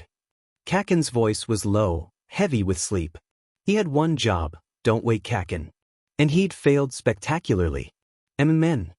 Izuku murmured, trying to sound like he'd been asleep the whole time. Could you stop shaking? For if's sake, I'm pretty sure even the bears can hear your teeth clicking. It's just physiological, I know. But your shivering is stressing me out. Cut it out, Kaken snapped. Well, it's not something I can control, Kaken, Izuku whined. Since when are you so dim and mouthy? Since forever? He could swear the sleeping bag shifted with Kaken's stifled laugh. Then came a long stretch of silence, long enough that Izuku thought he'd fallen asleep again. He began counting bugs in his head, hoping to ignore the cold, until Kaken's voice cut right through the dark and made him jump. Hold me. What was that supposed to mean? Turn around and hug me, das. Are you sure, Kaken? Izuku swallowed hard. For some reason the question scared him. Part of him was desperate for Kaken not to change his mind. The other, and much bigger, part was spiraling into panic. Turn around for F's sake. Izuku figured his brain must have been frozen because it took him a whole minute to finally obey. As soon as he began turning, Kaken mirrored him. They got tangled in another mess of hands and feet, some nervous laughter slipping out between them. Then they ended up face to face. Everything was pitch black. Even with his eyes open, he couldn't make out a single shape. But he felt Kaken's warmth, felt his breath just inches away. Their knees bumped. Kaken pulled his feet back quickly. Izuku's were ice cold, and the shock must have startled him. "Sorry, I'm freezing," Izuku whispered. But then the blonde returned, intertwining their legs without saying a word. Izuku's panic climbed up his throat. His heart pounded so fast it scared him. He took a deep breath, trying to calm himself, but he still couldn't stop trembling. "Hug me." Izuku's neurons had definitely succumbed to the low temperatures. It seemed highly probable that they had decided to stop firing synapses as a protest against the cold and the relentless rhythm of his heart, which refused to give a single cell in his body a break. Kaken's voice had been soft. More request than demand. Which was very unlike him. Izuku didn't get the chance to move. Kaken's fingers wrapped around his waist and pulled him close, guiding him until he was tucked against the curve of Kaken's neck and chest. Izuku let out a sharp breath, almost a small gasp. Kaken's hands slid up his back, settling into a firm, warm hold. "And now put your arms around my back," Kaken whispered against his ear. Izuku trembled. He reminded himself he wasn't someone who swore a lot. But it. He felt trapped in the worst and best way. Like standing at the edge of a cliff. One wrong move and he'd fall. Carefully he wrapped his arms around Kaken's torso, finally fitting himself fully against him. The warmth spread fast. It should have been comforting, would have been, if he hadn't been so nervous he was losing his mind. He focused on the warmth. His shivering eased, the tension melting from his muscles. It was still cold, but now bearable. "That better, Inerd?" Kaken asked. "Oh, yet way better. Thanks, Kaken." Izuku thought hard, combing through his memories for some time, any time, when closeness had made him feel like this. With Kaken or with anyone. But Kaken was the only person he'd ever been this close to. Well, not this close, not in years, but still. It had always felt good. Sometimes a little nerve-wracking, sure, but never like this. Never so overwhelming. Nothing that made him think his heart was about to shoot right out of his mouth. Maybe this was just how intimacy felt in general? Maybe that's why Kaken had avoided sleeping tangled up together since they were kids. Now Izuku kind of understood. It felt too warm. Too empty. Too much. Had Kaken ever been like this with someone else? The thought made Izuku frown instantly. He couldn't picture it at all. "Kaken." The blonde sounded half asleep. The vibration traveled through his chest, right into Izuku's forehead. Do you sleep like this with your other friends?" "What are you talking about, nerd?" Izuku felt Kaken tense. His muscles tightened, shifting slightly, uneasy. But he didn't pull away. Izuku immediately regretted asking something so nosy. But he'd already started talking, so there was no escape. His voice dropped, the words coming out slow and embarrassed. "Well, you camped around here with your friends a while back? Did you ever sleep like this with someone?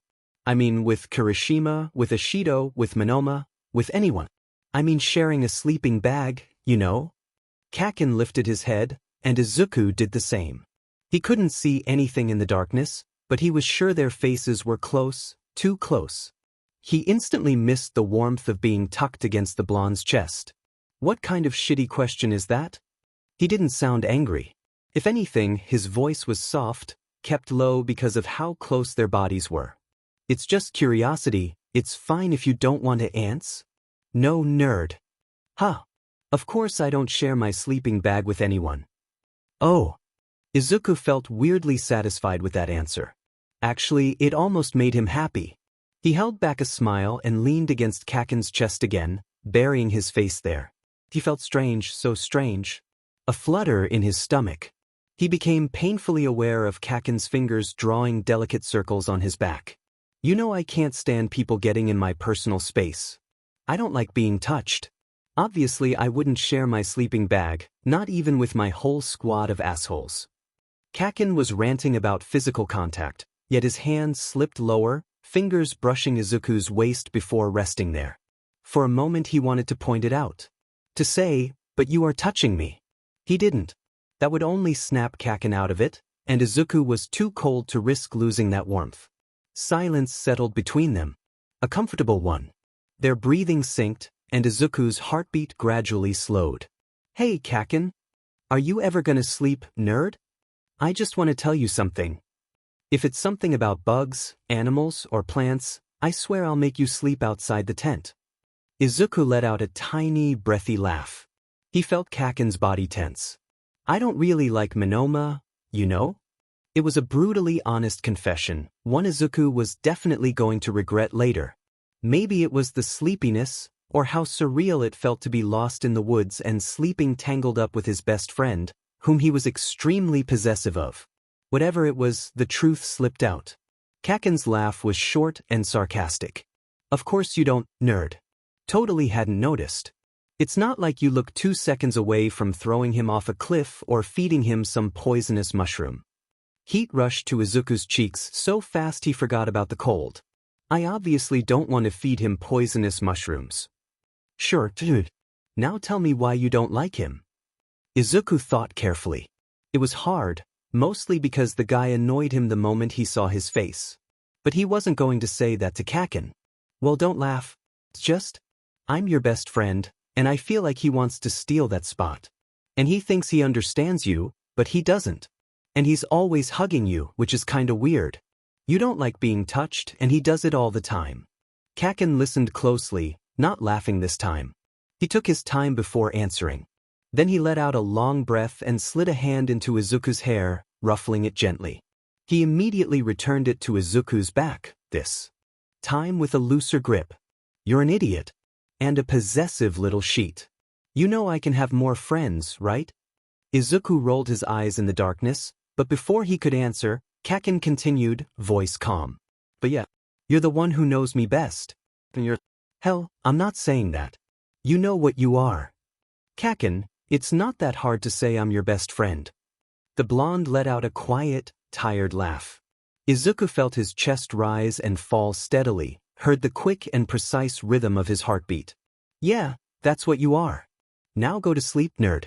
We've got a lot of walking tomorrow. And that was that. Izuku fell asleep with their limbs tangled together. The next morning they ate, drank some water, packed their things, and said goodbye to their pretty little shelter. They'd woken up later than they wanted, so they rushed.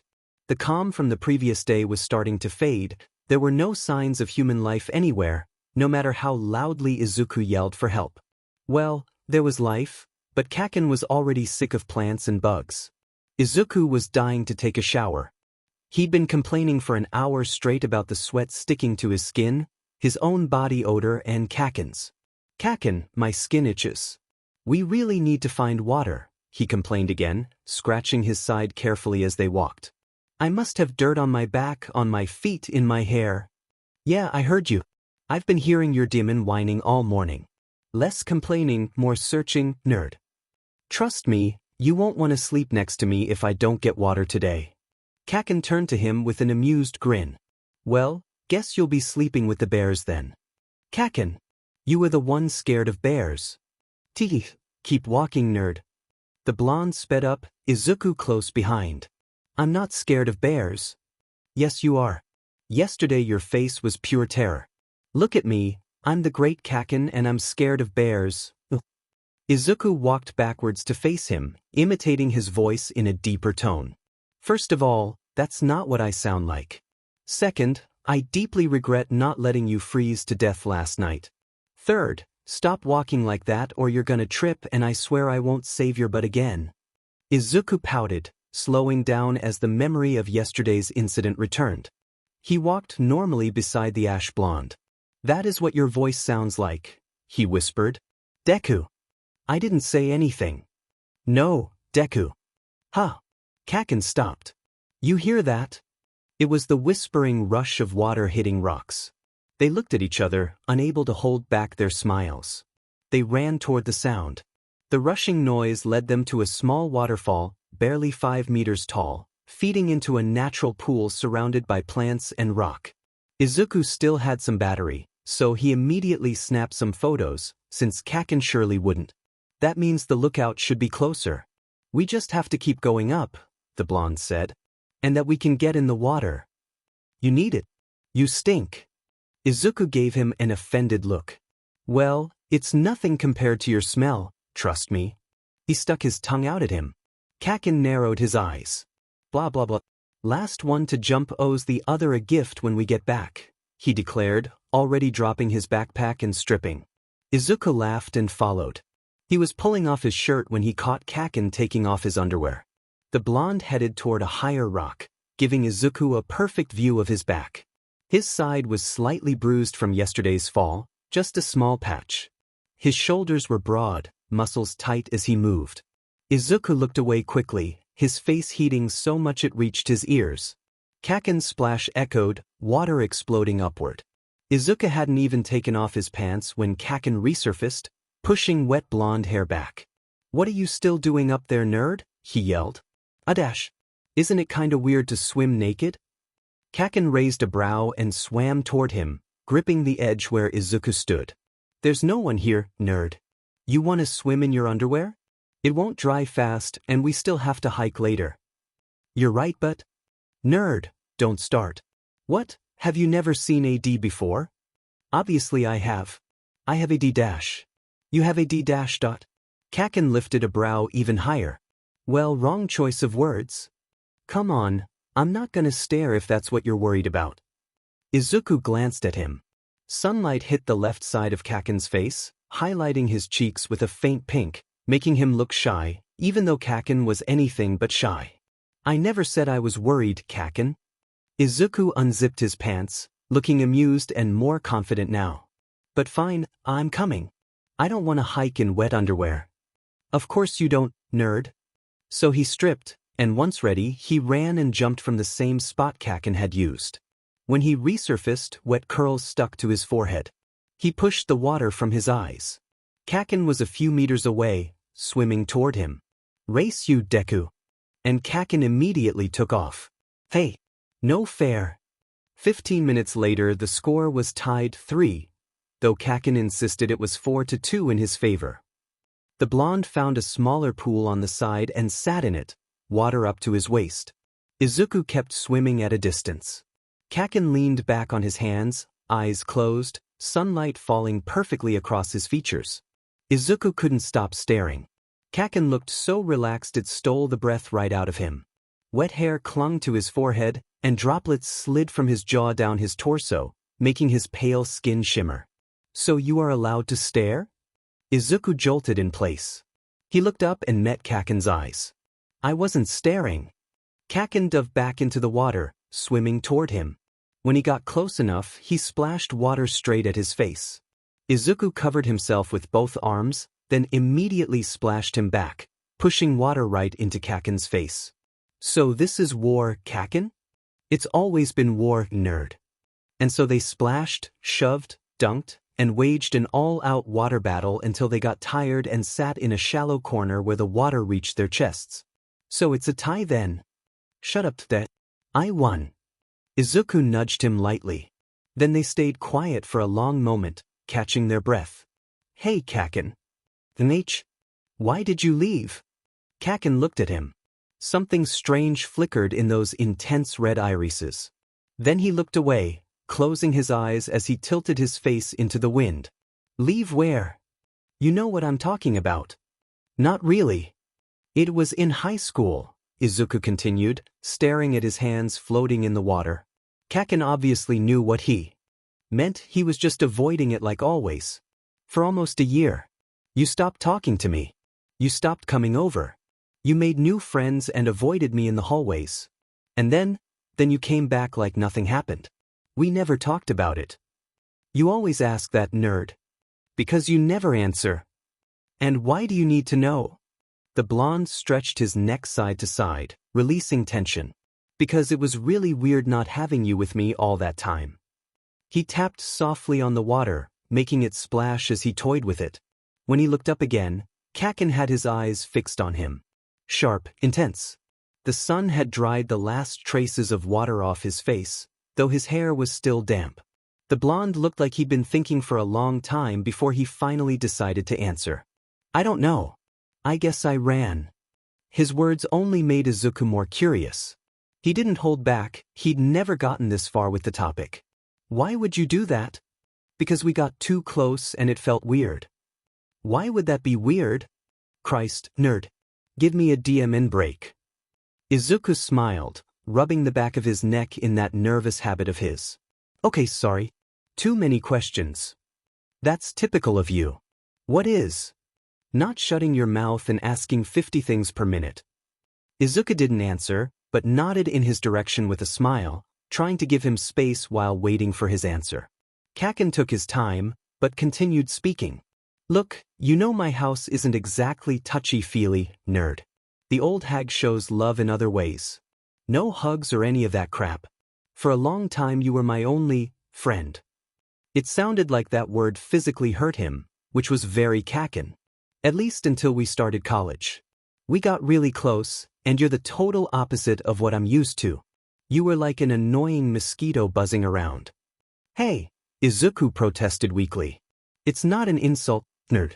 Let me talk or I won't tell you jack shit. Izuku lifted his hand, pressed his lips together, and mimed sealing them shut. Kaken went on. It was weird realizing someone mattered to me. The blonde was looking straight ahead, so Izuku could only see half of his face. His cheeks were flushed from the sun.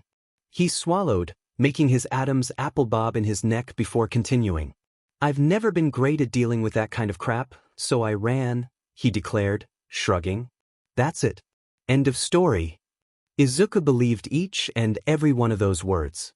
Even so, there was something strange, a void, something that didn't quite fit. Kaken was holding something back. But he couldn't push him too much. What he had just told him was enough to calm that need to know what had happened. It wasn't that he needed explanations, but he had always been curious. After all, the year they were apart was one of the worst of his life. Then why'd you come back? He asked in a whisper. Well, I guess being away was worse. It seemed like Kaken was admitting defeat because his shoulders slumped in resignation. He let out a long, tired sigh. I think there are things you just can't avoid, you know? The feeling of unspoken words persisted, which made him very curious. But knowing that Kaken hadn't tolerated his absence either made him feel a little better. It's true that could sound selfish. He would never want the blonde to be unhappy. On the contrary, his smile caused a warm sensation in his chest that spread throughout his body. Even so, knowing they needed each other was precious. Yeah, you're right. I guess it's hard to stay away from you, you annoying little mosquito. God, you're unbearable. Whatever you say, my dear mosquito. Kaken, we should be close to somewhere with people, right? We passed the river, we're going up, he asked, starting to worry. The hours had passed too quickly in the water. By the time they got dressed it was already time to eat, so they wasted a while longer sitting among the rocks next to the waterfall, devouring a bit more of the food they brought. Izuku, who the day before felt completely calm, was already starting to despair. Kaken's phone was the only one with battery because the blonde guarded the device with his life. The signal still hadn't returned, and although they had what was necessary to survive a couple more days without needing anything, discomfort appeared at times. Don't lose it, dude. If we don't arrive today, surely tomorrow we will. We just veered off at the beginning, but we're on the right track. The blonde's tone tried to convey security, but Izuku suspected it was only because his own tone of concern was evident. He didn't want to make a fuss prematurely, so he did his best to distract himself while they walked. He asked Kaken for his knife and started leaving small marks on some trunks, because suddenly he felt afraid that they were walking in circles. Apparently that wasn't happening, because he didn't stumble upon the cuts he left on the path again. The ash blonde walked ahead, pushing branches aside when something green landed on his right shoulder. Deku, get this sheet off me. He came to the call for help, and when he arrived next to the blonde, he let out a laugh so loud that some little birds escaped from nearby branches. Kaken, it's the beetle we saw yesterday. The one I fell for. It's so pretty. Don't be ridiculous and get this sheet off me. Kaken wasn't afraid of insects, of course not. But Izuku was aware that they grossed him out a little. He tolerated looking at them from a certain distance, never having them on him. Izuku leaned toward him, looking at the small bug on Kaken's shoulder, right there on his t-shirt. Don't move. I want to see it up close. So he stopped in front of the blonde and got closer and closer. His friend was frozen, with his face turned to the opposite side to avoid being close to that small harmless creature. Izuku was a few inches from Kaken's neck, with his huge green eyes fixed on the insect. Deku, remove the bug. Wait, since it's metallic, the light makes it look like it's purple or blue too. And then the blonde moved and Izuku's entertainment was gone. Hey! It was horrible. Izuku gave him a gentle shove on the shoulder before they continued walking. You're afraid of bugs, Kaken? The hell I am. Tsk. That's how they continued on their eternal mission. The problem was that the beetle had really been his momentary entertainment, because Izuku was falling into a small spiral of absolute worry. Are you sure we're on the right path? Izuku asked, his voice a little higher pitched than normal. Tatsugi snorted without stopping. I already told you I have no dim idea, but I hope so, he said, sounding a little exasperated. Are you seriously starting to panic, nerd? Izuku felt strangely offended, even though it was a little true. He shook his head quickly. Of course not. I'm just thinking, he defended himself. It's just, my mom's probably worried and, what if we run out of food? His voice dropped to a whisper. And we don't know if we'll find a decent place to sleep tonight. Or what if no one's noticed we're gone? Alright, calm down. Kaken set a hand on his shoulder, hoping the contact would snap him back to rationality. And even though Izuku was starting to think he should have started worrying hours ago, he forced himself to breathe. Just think about that ugly green bug you liked so much, okay? We'll find someone soon. Izuku frowned and started messing with the bead on his piercing, rolling it back and forth with his fingers. The real problem came when night fell and they still hadn't found a single soul. They hadn't seen the lookout. The sun disappeared, leaving them swallowed by darkness. So they drifted off whatever imaginary trail they thought they were following and found a hidden area between an endless number of trees. Izuku's flashlight lay on a flat rock, shining toward them as they worked on setting up the tent. Hold it there, nerd, Kaken muttered, busy securing the opposite corner in the ground. I am holding it, Izuku replied, though he had the horrible feeling he'd put one of the poles where it didn't belong, making it impossible for Kaken to pull the tent tight from the other side. Then you're not doing it right. Yes, I am. Kaken stopped and gave him a cautious look. The flashlight made it easy to see his expression, worry settling in, with a hint of irritation. Listen, nerd. If you panic, I'm gonna panic. And there's seriously nothing worse than a Deku spiraling into negativity. I'm not panicking. He avoided Kaken's gaze as he crouched down to fix the tent issue. He shoved the little metal pole back where it was supposed to be. Yes, you are. You're spiraling. No, I'm not. He stood up, annoyed, and walked straight toward the rock. He moved the lit flashlight aside and dropped down on it, totally defeated.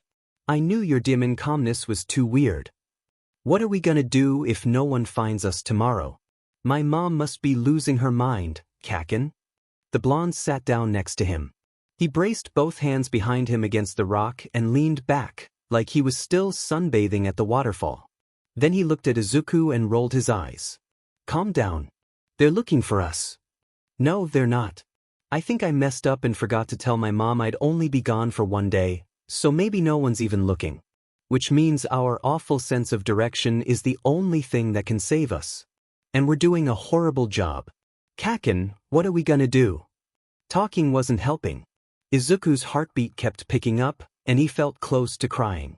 Of course, he didn't cry, but the anxious thoughts were swallowing him whole. Deku, you're jumping to stupid conclusions. Why wouldn't they be looking for us? Your mom makes you give her every detail before you go on any important trip. But we haven't heard anything. No helicopters, no people, screaming for help doesn't work either. Why are you so calm?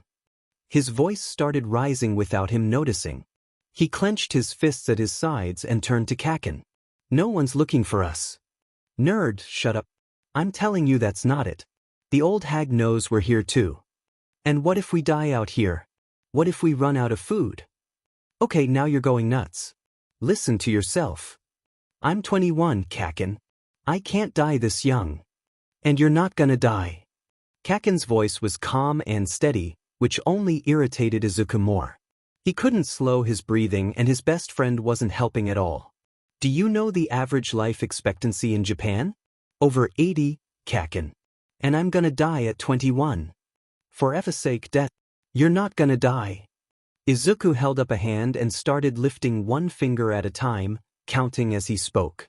I haven't learned how to drive yet, I haven't done any research or made any important discovery, I haven't traveled the world, I've never thrown up from being drunk, I haven't finished the book I started 2 weeks ago. Deku, I swear on that demon old hag that if you don't shut up right now, I'll toss you off the waterfall. I mean it. I haven't even fallen in love. I've never kissed anyone. Izuku was talking way too loudly now. Actually, he was yelling and flailing his hands around. What the hell are you talking about? Kaken snapped, sounding so irritated that Izuku actually trembled. But that still wasn't enough to shut him up. Tears pricked at his eyes, but he held them back. I haven't even had a stupid first kiss. Do you realize how pathetic that is? It's sad. I've just studied my whole short, miserable life, and now I'm gonna die in a stupid forest. You're freaking out over one shitty kiss? That's your problem right now. Kaken clicked his tongue, completely baffled by what he was hearing. Izuku spun toward him with a rare expression of pure indignation. Are you laughing? He pointed at him accusingly. Are you laughing at me? Of course you are. Because you already had your stupid first kiss, Kaken. He paused only to take a giant breath. It's nothing to you. Jesus, nerd. Drop your crap. A kiss is a kiss, it's nothing. It's just mouths touching. It's wet and awkward. Kaken looked at him like Izuku had grown a third head. You only say that because you already did it. It's easy to downplay it. Because yeah, you're the great Kaken who already had his first kiss, so you don't care about dying and you don't care that I'm panicking because I haven't lived some things yet. I'm gonna die here without knowing if I'm good at driving. Or good at research. Without even knowing if I'm good at giving a stupid kiss. For F's sake, shut up. Kaken barked. I'm not gonna shut up. Because you're being insensitive and you can't even stop being an idiot for one moment to accept that it's important to me. Deku, shut up. I'm not gonna. A hand fisted itself in Izuku's jacket, yanking the fabric with violent force. Kaken moved so fast and so sharply that Izuku barely registered it. He didn't understand what was happening until Kaken was suddenly on top of him. Heat radiated from his body, intense and overwhelming. The blonde dragged him forward with a roughness that knocked a sound out of him. The noise died in his throat before it could even escape, because before Izuku could protest, Kaken's mouth was on his. Their breaths crashed together, and Izuku's heart rocketed forward, slamming against his ribs so hard it wiped out every trace of the tantrum he'd been throwing seconds earlier. Kaken's mouth was warm, way too warm for how cold the night was. Izuku felt like he was in a trance, static flooding his brain and swallowing every thought. Almost immediately, the blonde parted his lips. Izuku felt the wet slide of his tongue. Izuku reacted on pure instinct. He shoved forward with a ferocity he didn't know he had. Their tongues collided in a frantic, messy fight, tangling in desperate, clumsy strokes. Izuku threw both arms around Kaken's neck just as Kaken's hands slid low around his waist, fingers digging through the fabric before pulling him even closer. The kiss was messy, dirty, filling the air with wet sounds that made the back of Izuku's neck prickle. Kaken let out something like a growl against his mouth, and Izuku thought he might actually lose his mind. Oh my god, he thought. Because there was no way a kiss felt like this and he had gone years without knowing it.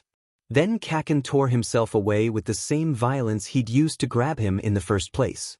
His hands dropped him entirely, like touching Izuku had suddenly become impossible. Like it hurt. Izuku hated the cold rush that came with the sudden distance. His pulse was still thrumming loudly in his ears. Their eyes met for barely a second before they both looked away at the same time. Kaken essayed in a breath. They were both breathing hard. Izuku still felt a tingling on his lips and along his waist, where Kaken had touched him just moments ago. A storm of curses he'd never dared to say in his life echoed in his mind. His hands were shaking from sheer adrenaline. Izuku began, but nothing came out. The words got stuck. After a few more seconds of thick silence, Kaken spoke. his voice strained and unsteady. "Oh, you did it, nerd." He still wasn't looking at him, keeping his gaze fixed somewhere far away. "Huh. You kissed someone." That was what they were talking about before all this. Kaken had just kissed him? You kissed me? The question was stupid, ridiculous, because Izuku swore he could still feel the imprint of Kaken's lips on his. "You were panicking." "So yeah." Kaken turned the other way, blocking Izuku from seeing his expression. Izuku couldn't form a single coherent thought. His stomach was a mess. His heart was sprinting. He was about to say something impulsive, when lights suddenly washed through the trees in the distance. Shouts followed. A few seconds later, people appeared through the branches. "There they are. We found them." In life, there are mistakes, and then there are mistakes. The thing about mistakes is that some of them can be fixed or even ignored. Like that time when he was 7 and accidentally knocked over one of his mom's favorite vases and shoved the broken pieces into the trash before she could see them. Done. Problem gone. Then the old hag saw them and thought it was his dad, who was kind of clumsy and always knocking things over by accident. His dad looked at him and raised an eyebrow. Katsuki shrugged. Silent agreement. Forgive me, he thought that day. He watched the man close his eyes and accept his fate. As he was saying, there are mistakes that have a solution. But Katsuki knew he'd f'd up on a whole different level when he fell in love with his best friend. How the hell do you fix something like that? What trash can do you dump the remains into? Who do you even blame? Katsuki Bakugo was an idiot. In every possible sense of the word. In fact, he was considering tattooing it on his forehead just to remind himself every day whenever he looked in the DMN mirror. He was the biggest idiot of all idiots. If there were a contest for idiots, he'd definitely take first place. With honors. He used to think pretty DMN highly of himself. He was an egocentric bastard. But the day he admitted he was at his best friend's feet was the day he understood he was the most pathetic being in the entire world. In the entire universe. Okay, some might think, what's the big deal? Is it because they were both guys? He didn't give a single F that his best friend was a guy. Did he like guys? He didn't overthink it. The real problem was that it was his best friend, and that guy's name was Izuku Midoriya. Izuku. He was going to have a DMN heart attack. That moment split his life in two. Before and after. Why hadn't he suspected it sooner? Had he really chosen, on purpose, to be LNDFLD himself until it became impossible to deny? He was almost 16 when he figured out he was in love. Izuku showed up at his house for a spontaneous horror movie night. The nerd was brave. Not even the grossest, creepiest scenes got a reaction out of him. When they turned off the TV, Izuku spent 3 more hours talking about horrifying stories involving dead people and evil spirits, crap he'd read on the internet. It was his hyperfixation of the moment, and Katsuki, who was only pretending to be brave, because seriously, who the hell enjoys talking about demons at 3 in the morning? And why the f did he like watching such disgusting shit? Had to put up with it. And he did. Gladly. Because they were best friends. They were lying down together. As the minutes passed, Izuku started talking slower, his ideas got looser, and mid-sentence, he fell asleep. The light from the small desk lamp reflected on the boy's face. A few thick curls rested right there on his right cheek. His eyelashes were long and delicate. His lips were slightly parted, and Katsuki wondered how he could fall asleep so deeply from one moment to the next. The nerd was wearing his all-might pajamas and sleeping on the edge of the bed, while Katsuki slept toward the wall. His breathing was slow and deep. He smiled watching him. Katsuki stretched carefully, trying to reach the lamp cord to unplug it without waking the idiot sleeping next to him. The movement made Izuku shift, restless. The boy moved closer, practically throwing himself at Katsuki. He threw an arm and a leg over him, wrapping him in a hug. And his face ended up just inches away. Their noses were almost touching, and Katsuki was seeing all of his freckles up close. Every single one. They were so small, delicate, scattered so perfectly across his face, as if someone had dipped a brush in paint and then taken centuries deciding the exact spots to place each of those little circles. There were some freckles that stood out more, and Katsuki realized, that he knew their exact position. His heart raced when his eyes went straight to the 4 exact spots where the biggest freckles rested on the right side. Izuku shifted again, moving even closer. This time their noses brushed. Katsuki swallowed hard. He realized, with horror, that his pulse was going effing insane. It wasn't the first time it happened around Izuku. What really scared the shit out of him was the thought that he'd happily memorize every single one of those freckles, just to search for them again later, one by one. His heart was lodged in his throat, and millions of those butterflies the nerd liked so much seemed to be crashing around in his stomach. What the hell was wrong with him? Why was he feeling these things? He had always justified it in absurd ways. For example, he used to tell himself he wasn't used to closeness. Was that it? No, that wasn't it. That wasn't it, because now, being this close, he could only think about the massive urge he had for Izuku to kiss him. In the middle of his panic, he shoved his friend, making him roll off the mattress.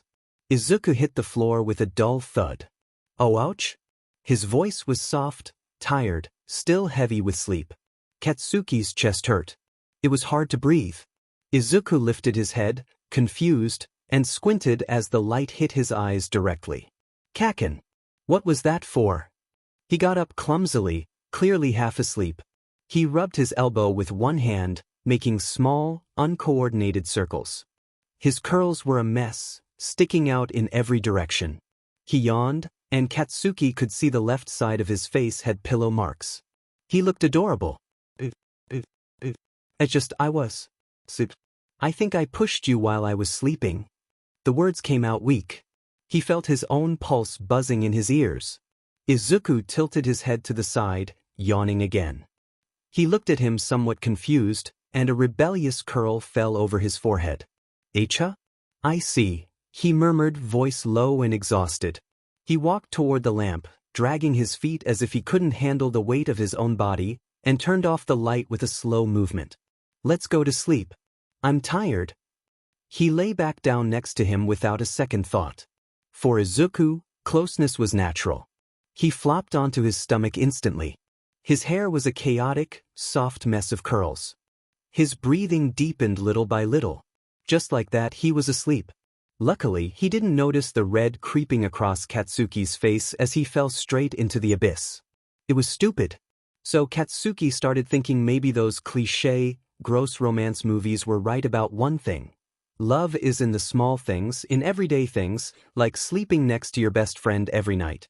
Until you realize the world stops when he's near you. He was almost 16 when he found out he was in love. And he was the same age when he decided he would never get close to Izuku again. The thing about those kinds of mistakes is that, definitively, you can't erase them. All of this was happening to Katsuki, who had never admitted out loud that Izuku was his best friend, who pushed him away when the guy threw himself at him for a hug, who never returned affectionate words because it wasn't his thing. And now he knew there was no turning back.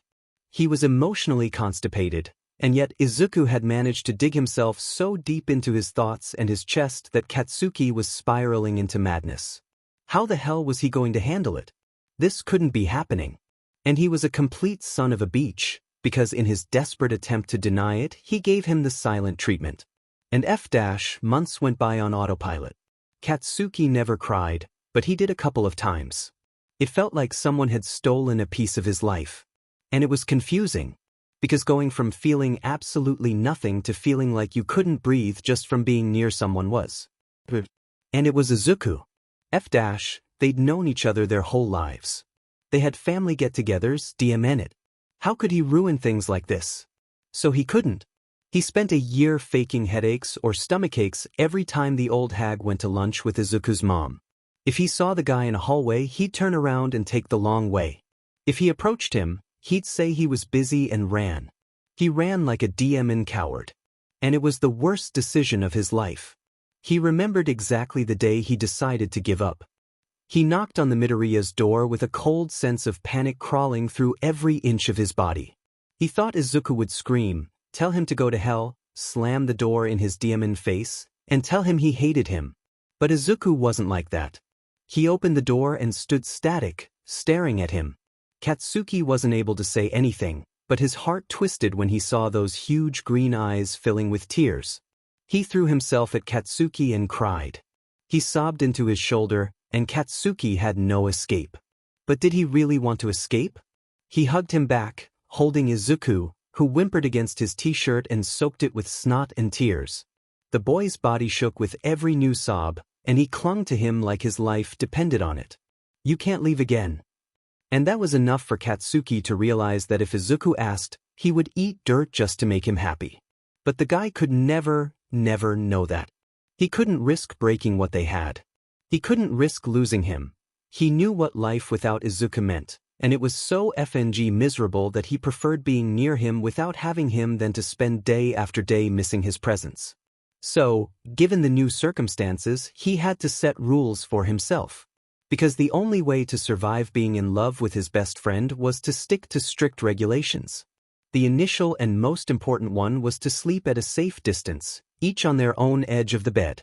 The next one was to never talk about his little one-year escape. Izuku made that one very hard. Of course, never look at him when they got undressed together. Adolescent hormones made that rule difficult, that and the fact that Izuku just kept getting hotter with time. And, in fact, hopefully never get undressed nearby, DMN it. Never accept Izuku's spontaneous hugs. Never, ever, not for a single DMN second, look at his freckles. It was inevitable to look him in the eyes, but if he had to do it, it should never be for more than 5 seconds. And no flirting. Flirting was strictly forbidden. At first, he struggled with that last rule. During adolescence, a part of him didn't lose hope that Izuku would turn to look at him. Without realizing it, he found himself flirting in spontaneous and stupid ways. "Your eyes are very fucking green, nerd." Izuku turned and blinked, giving Katsuki a confused look. It was winter, and they were waiting for the bus in the freezing cold. Izuku was wearing a burgundy scarf that, for some reason, made the color of his eyes stand out even more. The nerd took his hands out of his pockets and rubbed them together, still looking at him. Katsuki had spoken without thinking. "Echa?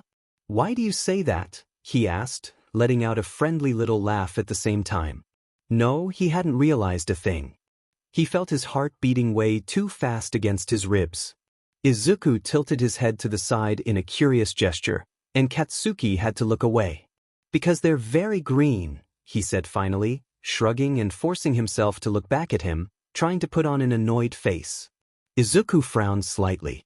"Is that bad?" he asked, his tone dripping with worry. Then he pulled out his phone and opened the front camera, starting to check himself out as if there were actually a problem with his DMN eye color. "Huh," Katsuki said. Izuku put his phone away and tilted his head to the other side, waiting for an answer. Katsuki swallowed, looking down. He told himself not to be such a coward and looked at him again. Izuku had taken a step closer. And then Katsuki looked straight at the freckles on his left cheek. His brain short-circuited. "No. I'm just saying they're very green, you know." He looked away with ridiculous speed. "Like plants. Or whatever. Doesn't matter." "Green like plants?" he asked, leaning closer. He seemed not to get Katsuki's point, and to be honest, he didn't get it either. He brought a hand to the back of his neck, scratching lightly while glancing around like he was searching for an escape route. "Forget it," Katsuki muttered. Izuku looked like he was about to say something, but Katsuki cut him off. "The bus is coming. Let's go." Izuku turned immediately and did a little hop in place. "Oh, finally." "No, it's not bad. It just happens that I'm so effing in love with you that I think I know the exact dim and shade of green of your eyes. That's all." The rule was supposed to be no flirting. But well, sometimes it slipped out. Not like he was any good at it. And it's not like Izuku ever caught on. The guy was a DMN nerd and couldn't rub 2 brain cells together to realize Katsuki turned into a tomato when they stared at each other longer than necessary. Other times, it seemed like Izuku was flirting with him. His friend would laugh and play around, only to act like nothing happened afterward. He didn't seem to be conscious of the power he had over Katsuki. To him, it was all a joke. But it was better that way because being rejected by him would have hurt like hell. Sooner or later, his friend would date someone. Izuku was attractive. Sheet, he was like a magnet. Kind of athletic, not too much, but enough. Just a little shorter than Katsuki. He was insanely smart, witty, and funny. He had these adorable green eyes that sank into you with a warmth that would make anyone tremble. His freckles made him look beautiful. He was so smiley, but he had a serious side that stopped Katsuki's heart cold. Yeah, someday he'd find someone. And Katsuki begged the universe every single DMN moment for that day to come as late as possible. At 19, he accepted that it would always be one-sided. That his daily routine would be based solely on what seemed to be an innate masochistic instinct. He gave up. Or well, something like that. It was impossible to give up completely when the nerd had gotten that stupid nose piercing, which, by the way, looked f***ing incredible. It sent a tingle down Katsuki's spine when he looked at his face. He wanted to devour the guy, crawl under his skin, and fall asleep there. Well, yeah, that whole giving up thing wasn't going too well. Not that Izuku helped much. His best friend was a DMN ray of sunshine. He always had the best intentions, always wanted to help everyone, cried even over a dead fly. But there was a detail. Izuku was very possessive of him. It had been like that since childhood. He reminded Katsuki of little kids who threw a tantrum when you took away a colorful toy. Okay, not that it was very healthy, nor very good for Katsuki's heart. But that's how it was. In their childhood. Ugh, woe to the stupid little brat who didn't understand that only he could call him Kakin. He remembered seeing him push another kid in elementary school for that. Growing up, he stopped being so dramatic, but the territoriality remained. Izuku showed his annoyance through jokes with a biting, warning tone, reminding him that he was more important than the rest, as if that were necessary. And then he'd move on to another topic, as if he hadn't just sent Katsuki spinning into a ridiculous spiral of hope. Monoma was frequently the one who triggered those reactions in Izuku. He met the blonde in his first year. The guy was a pain in the butt. Katsuki hated him. He was also in nursing. He carried an arrogant air that set Katsuki off so much he fantasized about grabbing him by that blonde hair and shaking him. He always had some sharp comment to throw at anyone. The worst part was that the guy was good. Not as good as Katsuki, but Monoma followed close behind in every DMN exam. They were a little alike. But it was infuriating that the guy kept up with him and rubbed it in his face. So, at first, he detested him. And it was fing mutual. The bastard even made faces at him. Faces. Besides being unbearable, he seemed like a 10-year-old picking absurd fights. Luck wasn't one of Katsuki's many qualities. In a shitty group project, he ended up paired with Monoma and other idiots. Working with people was always complete trash, even worse when the groups were huge. Inevitably, only one or two people actually worked. Universal law. And, of course, the ones who carried that garbage to the finish line were Katsuki and Monoma. So Katsuki assumed this would be the worst first semester of his entire FING life. But it turned out Monoma didn't yell as much when he didn't have an audience. In private, he was almost a different guy, quieter, stuck in his head, analytical. He was still sharp, a nuisance, but also brilliantly smart. And his humor fit in an irritatingly natural way with Katsuki's. On top of that, they had the same taste in music. Katsuki always accused him of being a DMN copycat, and Monoma would shoot back that if he wanted to have things in common so badly, he just had to ask. Obviously, he told him to F off. And yet, they became close. Not that he was his only friend in college. There were Ashido and Kaminari, who also studied nursing. Katsuki still wondered how he had become friends with two such loud beings, Jiro and Kirishima in med school, and Siro in psychology. But the only one who seemed to bother Izuku was Monoma. Sometimes, Izuku and his little group, Uraraka and Todoroki, hung out with Katsuki's friends. Ashido, Kaminari, Kirishima, Jiro, and Siro were already familiar to them, so every now and then, they all got together. That night, they had decided to go drinking at a cheap bar and then head to a nearby karaoke place. It had been several weeks since Katsuki and Monoma had become friends, so naturally, Katsuki dragged him along. The rest of his group knew him well enough not to be surprised. Little by little, they had learned to deal with him, just as Katsuki had. Izuku, who showed up with Uraraka, hadn't met him yet. When they walked in, everyone was already seated and a bit drunk. Katsuki was sunk into a corner booth, and next to him, stuck like a demon leech, was Monoma. Izuku's huge eyes locked onto Katsuki first and, immediately after, on the figure next to him. He frowned when he noticed Monoma's arm resting on Katsuki's shoulders. What a surprise. When he drank, the a-hole got incredibly clingy, and Katsuki tolerated it only because he was drunk and got whiny if pushed away. The newcomers took seats across from Katsuki. Izuku had dropped that tense expression and was now smiling, greeting everyone cheerfully. Then he stopped at him. And then at Monoma's arm. "Kaken. And you must be Monoma?" Izuku asked. "Bakugo, your friend knows of my existence," Monoma added, lightly squeezing Katsuki's shoulder before leaning toward him. He placed his other hand on his chest, right over his heart. "Do you talk about me a lot? How sweet of you, I wouldn't have guessed." "Shut up, you piece of shit." "Yeah, it's Monoma." "Ignore him, he's drunk," Katsuki explained, making a face before giving him a light shove to push him away. Monoma complained and loosened his arm, letting it rest on the back of Katsuki's chair. "Oh, well, Kaken and I have been friends since childhood, you know? So he usually tells me everything," Izuku said. His voice was cheerful, but his eyes were fixed on a spot between Katsuki and the blonde next to him. "Nice to meet you, I'm Izuku Midoriya."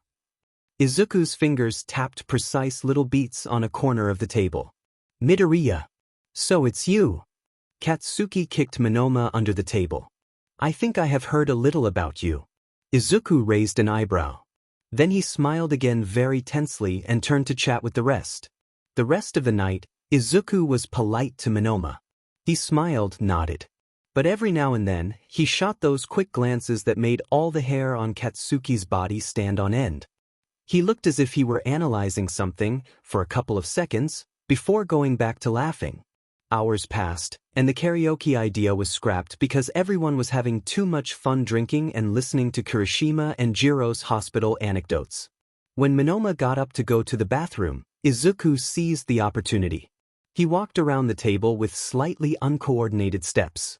Then he slumped into the seat next to Katsuki with a little laugh. "Kachan," he exclaimed, voice slightly high-pitched and slurred. Katsuki raised an eyebrow. "What's up, nerd?" Izuku looked at him closely. He leaned toward him, and a wavy strand of hair fell onto his forehead. His nose and cheeks had turned red from the alcohol. He smiled and pulled back, fixing his gaze on some distant point. He brought a few fingers to that stupid piercing and played with the bead. The truth is, Katsuki prayed to the universe every day that Izuku would lose that DMN piercing. Or one day he'd go insane.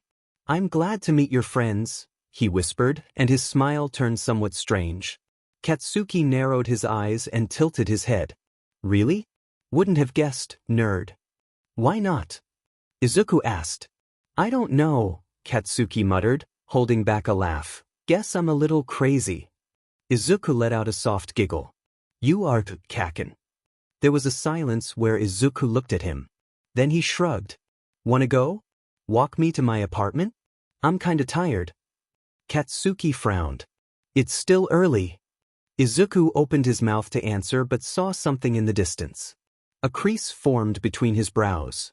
Katsuki turned and saw Monoma returning to the table. He looked back at Izuku, and when those green eyes fixed on him, his friend's tension seemed to diminish until it was gone. Izuku leaned in a little closer and murmured, "Please." And that, obviously, was enough. No, Izuku definitely didn't help his poor heart at all. Not that Katsuki hadn't tried to do something about it. In his second year, he had what he christened his moment of self-discovery. One day he just sat down and thought, what if I only think I like Deku because he's the person I spend the most time with? What if what I need is, I don't know, to experiment a little?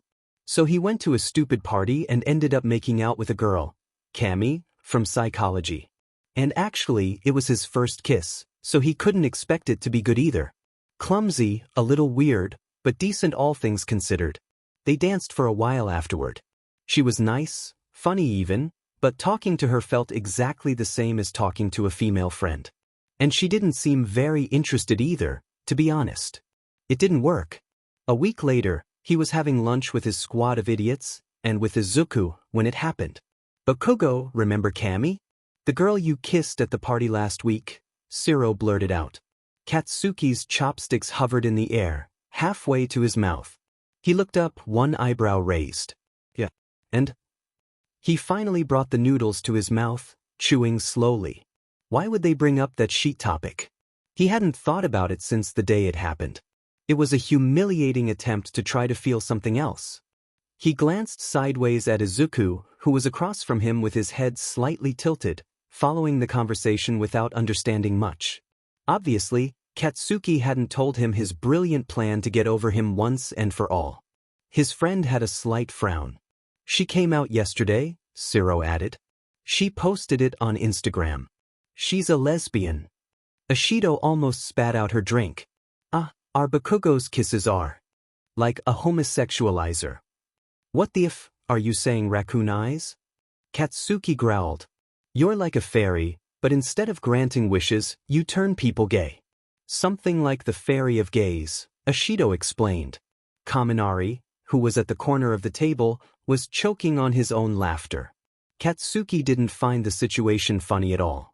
Everyone had found out he made out with Kami, because apparently gossiping the day after a party about who ate whose face was a very fun pastime for idiot college students. But well, if at least that kiss had served someone. Had Kami reached that conclusion that day? How had she realized she was a lesbian? And when Katsuki stopped to think about it while swallowing his food, he realized something. That kiss hadn't moved him much. He tried imagining kissing any other girl. Nothing. It didn't even spark his curiosity. That kiss left him with only one conclusion: he was also fang gay. He looked at Izuku, who let out a little laugh before continuing to eat his rice with a serious expression. The guy didn't look back at him. He didn't make a sound other than that little laugh, which was a bit disappointing. He could get weird about Monoma being too close to him, but he said absolutely nothing upon finding out Katsuki had kissed someone. He had no chance. So, in general, Katsuki respected his own rules. Or at least he tried with all his might. And the nerd never showed interest in him in that way, so Katsuki accepted his fate: eternal loneliness. He was destined to yearn with all his diamond soul, to be able to sink his fingers into those diamond curls and caress them carefully. The problem with getting lost in a diamond forest is that you get too far from civilization to remember the stupid rules you wrote when you were 16. The deafening beep of the ambulance was giving him a headache. They wanted to check his vital signs, and if it weren't because he understood it was the paramedic's duty, he would have told them to F off. Izuku was sitting opposite him, on the other stretcher.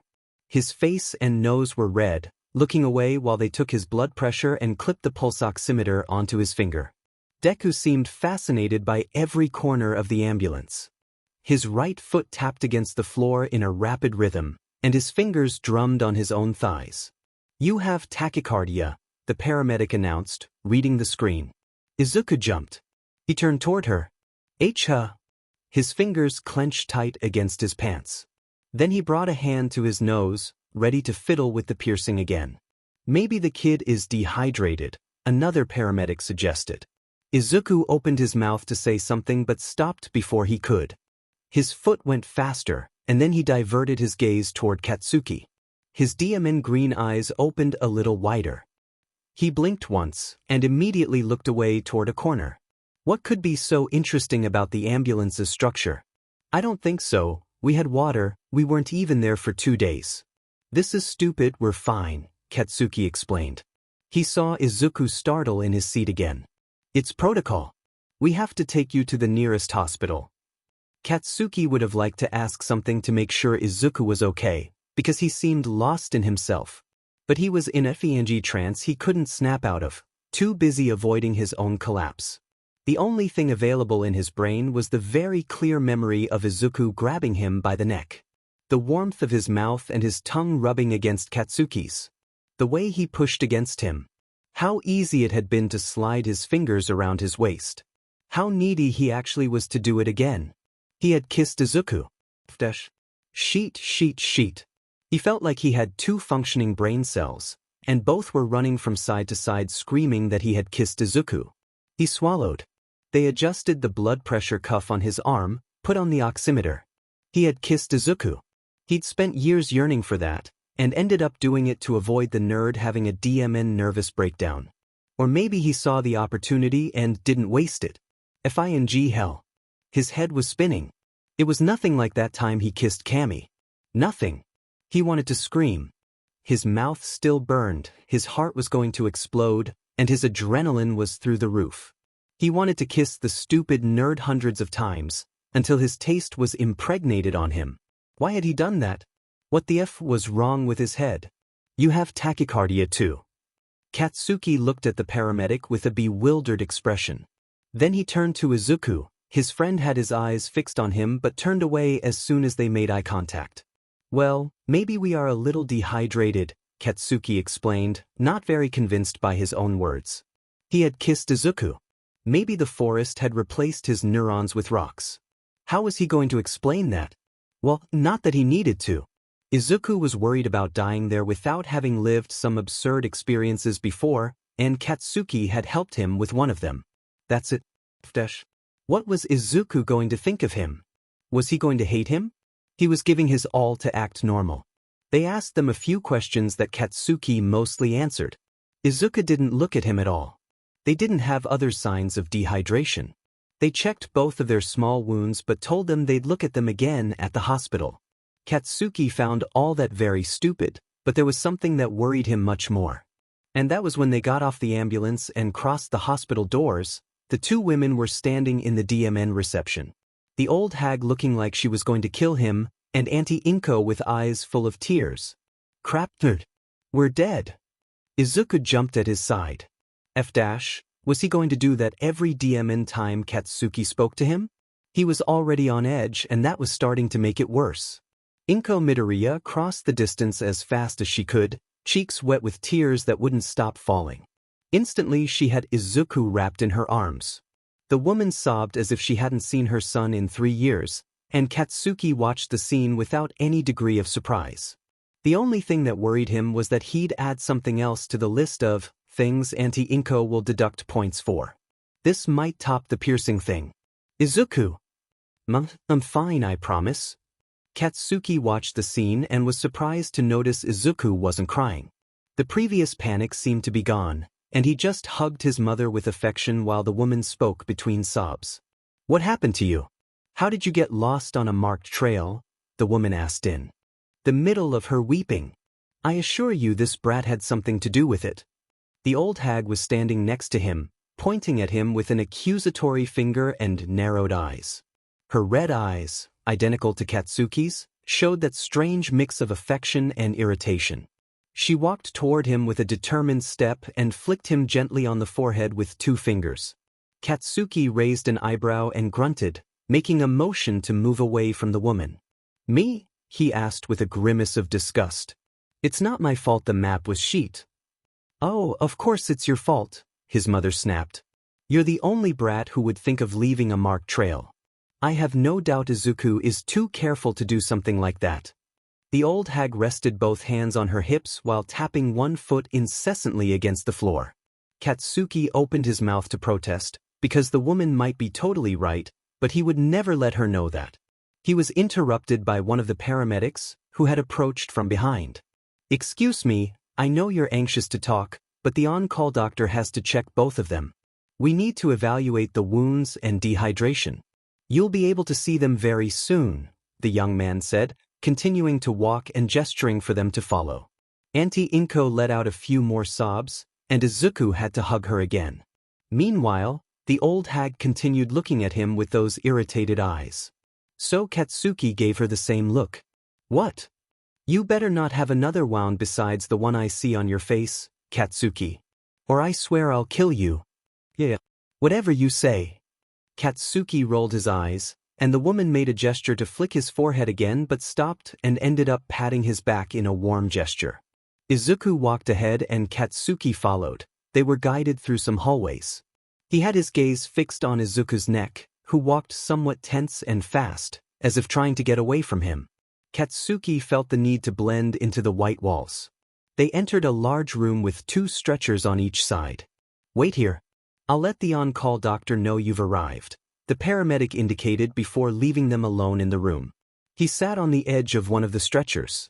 On the other side, on the opposite bed, Izuku did exactly the same.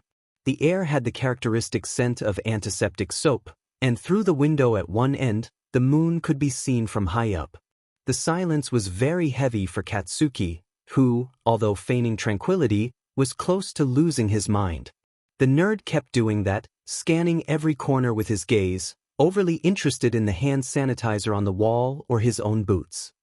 He brought both hands to his hair in a vague attempt to tidy the thick curls that were a mess. He combed them nervously, still looking anywhere but at him.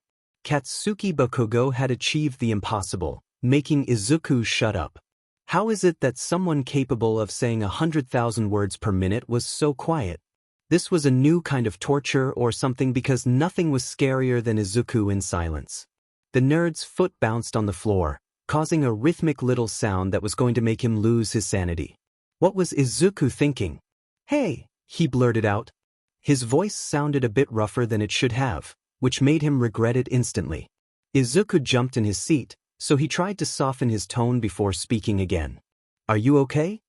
The nerd tensed, seemed to take a deep breath before lifting his head. "Huh." His face was flushed, from his ears down to his chin. Katsuki felt his chest tighten. "I asked if you're—" The door swung open, letting in a young doctor and a nurse. The woman held a folder and read aloud. Katsuki Bakugo, 22. Izuku Midoriya, 21. Lost for approximately 36 hours. Both showed mild tachycardia during transport and have minor injuries, nothing that appears serious. She looked up at them over the edge of the folder. "We'll take your vitals again and I'll do a general exam. I'm Dr. Tanaka. We'll start with you." Katsuki was left with the words stuck in his throat. He frowned and shot the doctor an unfriendly look. Great. He hated doctors.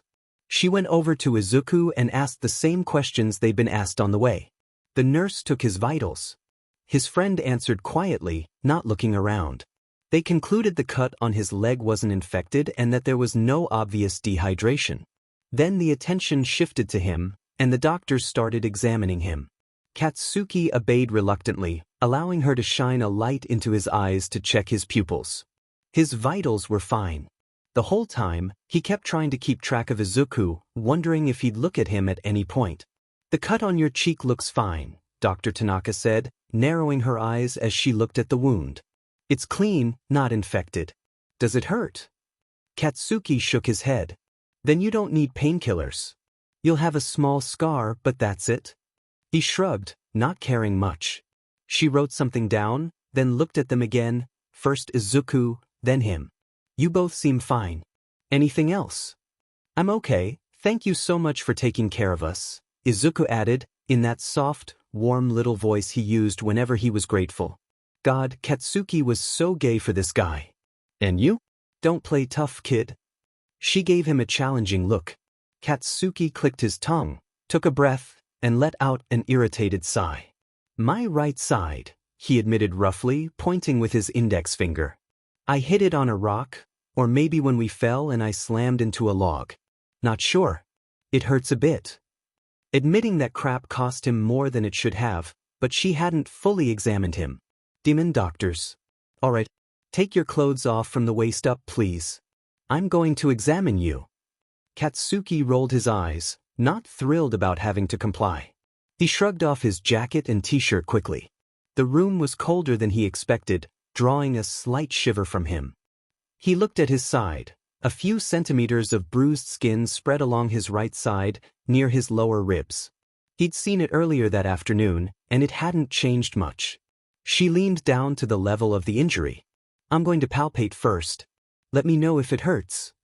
Her gloved hands touched his skin, careful at first, then applying more pressure, making Katsuki tense. "Right there. That hurts. Just a little."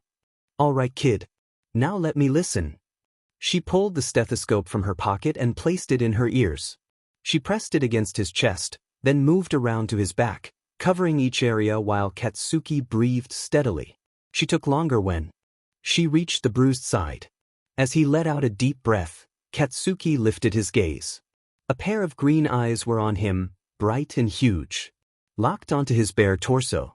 Suddenly, breathing in and out felt way harder than it should have.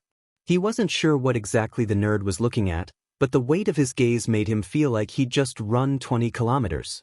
Izuku pressed his lips together, his mouth turning into a thin line as his pupils traveled upward. Katsuki's pulse spiked and he forgot to breathe. Those eyes reached his face, and Katsuki automatically raised an eyebrow at the nerd. Izuku jumped, his eyelids flying open, then violently turned his head and seemed to shrink in on himself on the stretcher. Katsuki's heart was going to explode.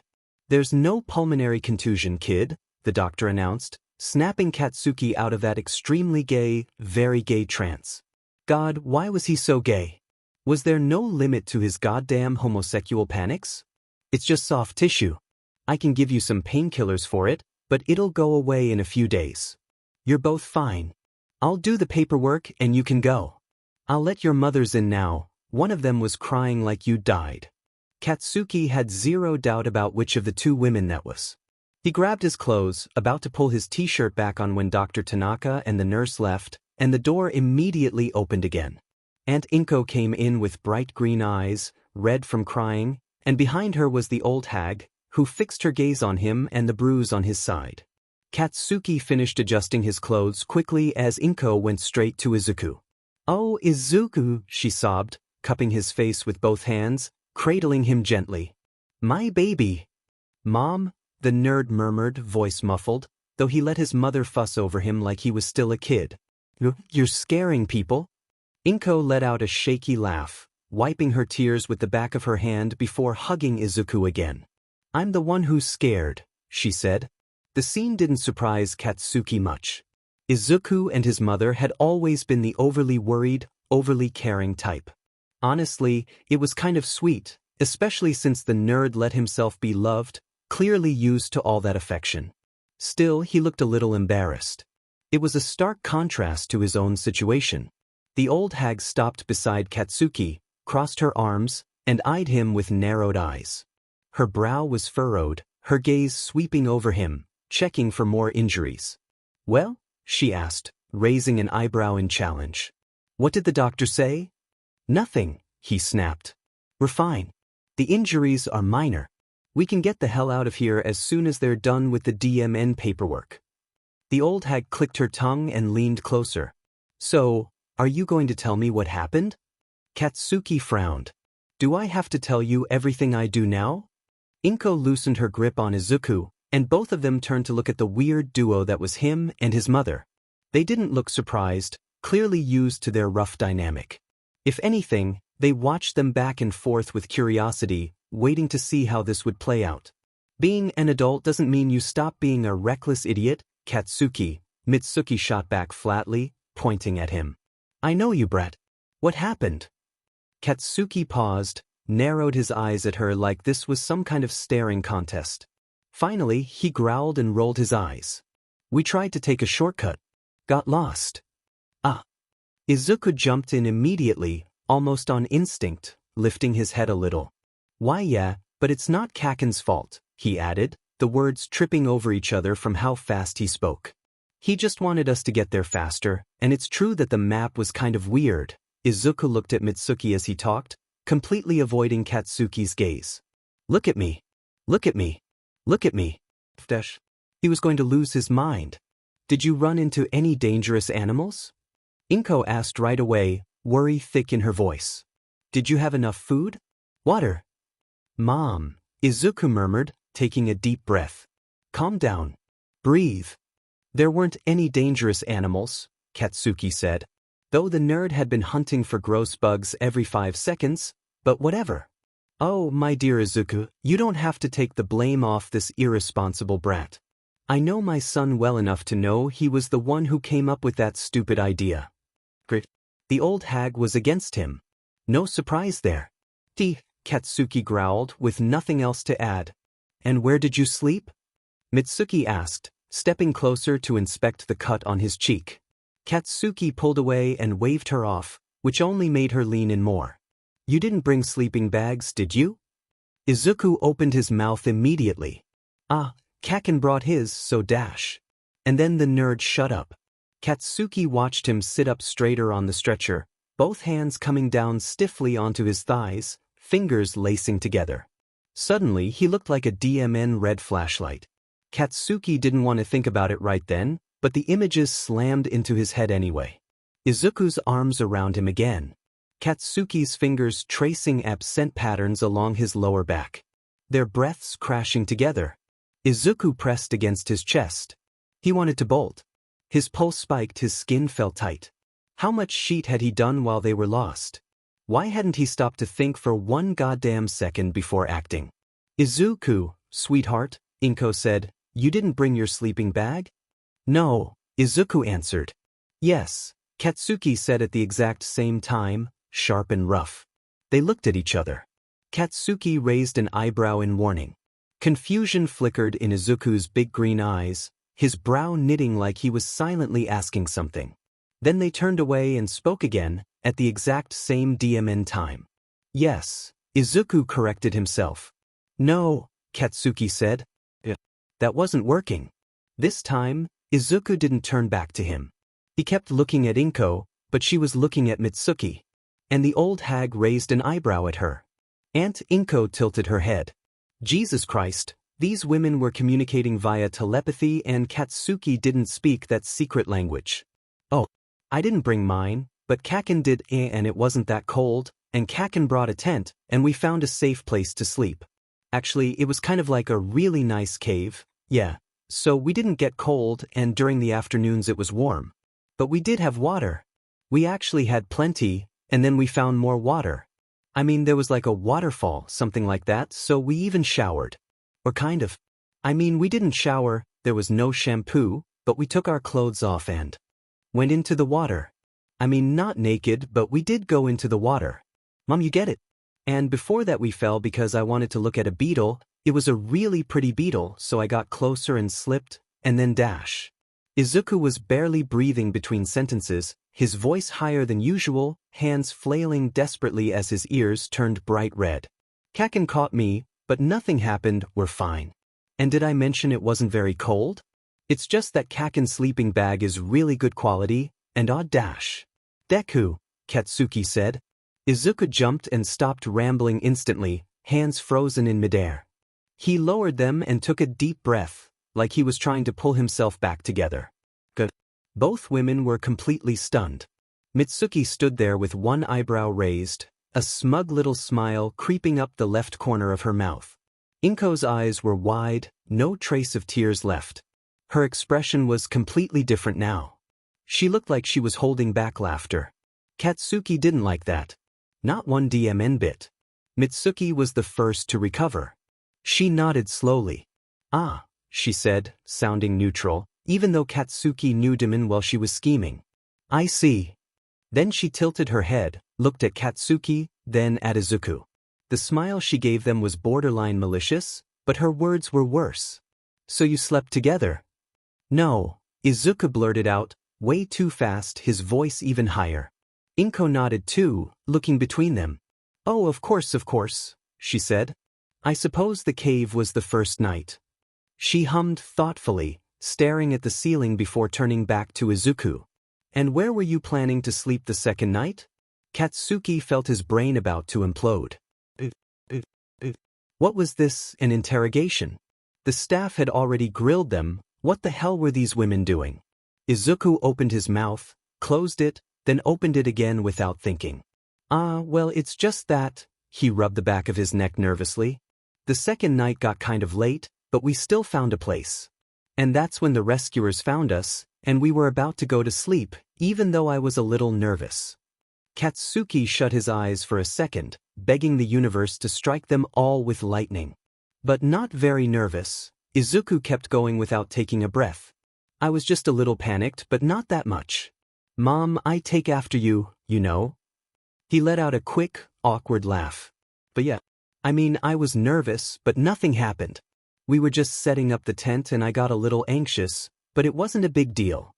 Katsuki couldn't listen to this anymore. He didn't need a lightning strike, he needed someone to sedate him. Kaken knows how to calm me down, Izuku added. That was it. Katsuki was dead. Completely fing dead. The old hag beside him opened her eyes and almost burst out laughing. His heart stopped. Heart attack. This was it. If it were up to him, an elephant would burst into the room right at that moment and crush them all. It was a highly unlikely possibility, given that they were in a hospital and there were no elephants there. I mean. Izuku corrected himself instantly, throwing his hands up, waving them like he could rewind time. No, it's not that he knows how to calm me down. It's just Deku. Silence returned again. Izuku froze, his hands dropping back down. He still wasn't looking at him. The old hag clicked her tongue. Hey brat, she said in an authority tone that sounded way too fake. Why are you shutting Izuku up? He's telling us what happened. Katsuki turned his head slowly toward her, narrowing his eyes. The woman mirrored the look. She's plotting something and thinks I'm an idiot who won't notice, he thought. His mother smiled, a gesture full of smugness, like everything was going exactly how she wanted. What the hell did that mean? Then, the woman looked at Inko, and Inko looked at Izuku, her eyes shining with something he didn't quite understand. She didn't look worried, she looked interested. Katsuki wanted to scream at them to stop with the DMN staring contest. If one more person looked at someone else, he was going to yell and walk out. Better yet, everyone should close their eyes right this DMN instant. Katsuki took a deep breath. I'm not shutting him up, don't talk bullshit, he explained. The important thing is that we're fine. Nothing happened to us. Well, Mitsuki added, her voice way more amused than it had any right to be. Katsuki needed everyone to get back on track. Weren't they supposed to be worried about their son's well-being? What was up with all those little smiles? Thank God my son seems to have a unique talent for calming his best friend's nerves, huh? Huh. Izuku jumped in his seat. He saw him swallow. It's not like that, Katsuki growled, although he had the slight impression that he was starting to sweat. Oh, Katsuki, if Izuku says so, then you must. How sweet of you, helping him relax in such a stressful situation, Aunt Inko explained warmly. What would these women say if Katsuki started smashing his head against the wall? Would that really be so weird? To contemplate with methods that were questionable. What would they think if they knew that? Why did his ears feel hot all of a sudden? Wasn't it hot in here? Someone find the DMN AC remote. That's not, he tried to explain, but got cut off before he could finish the sentence. Who would have thought my son had such a big, empathetic heart? Mitsuki interrupted.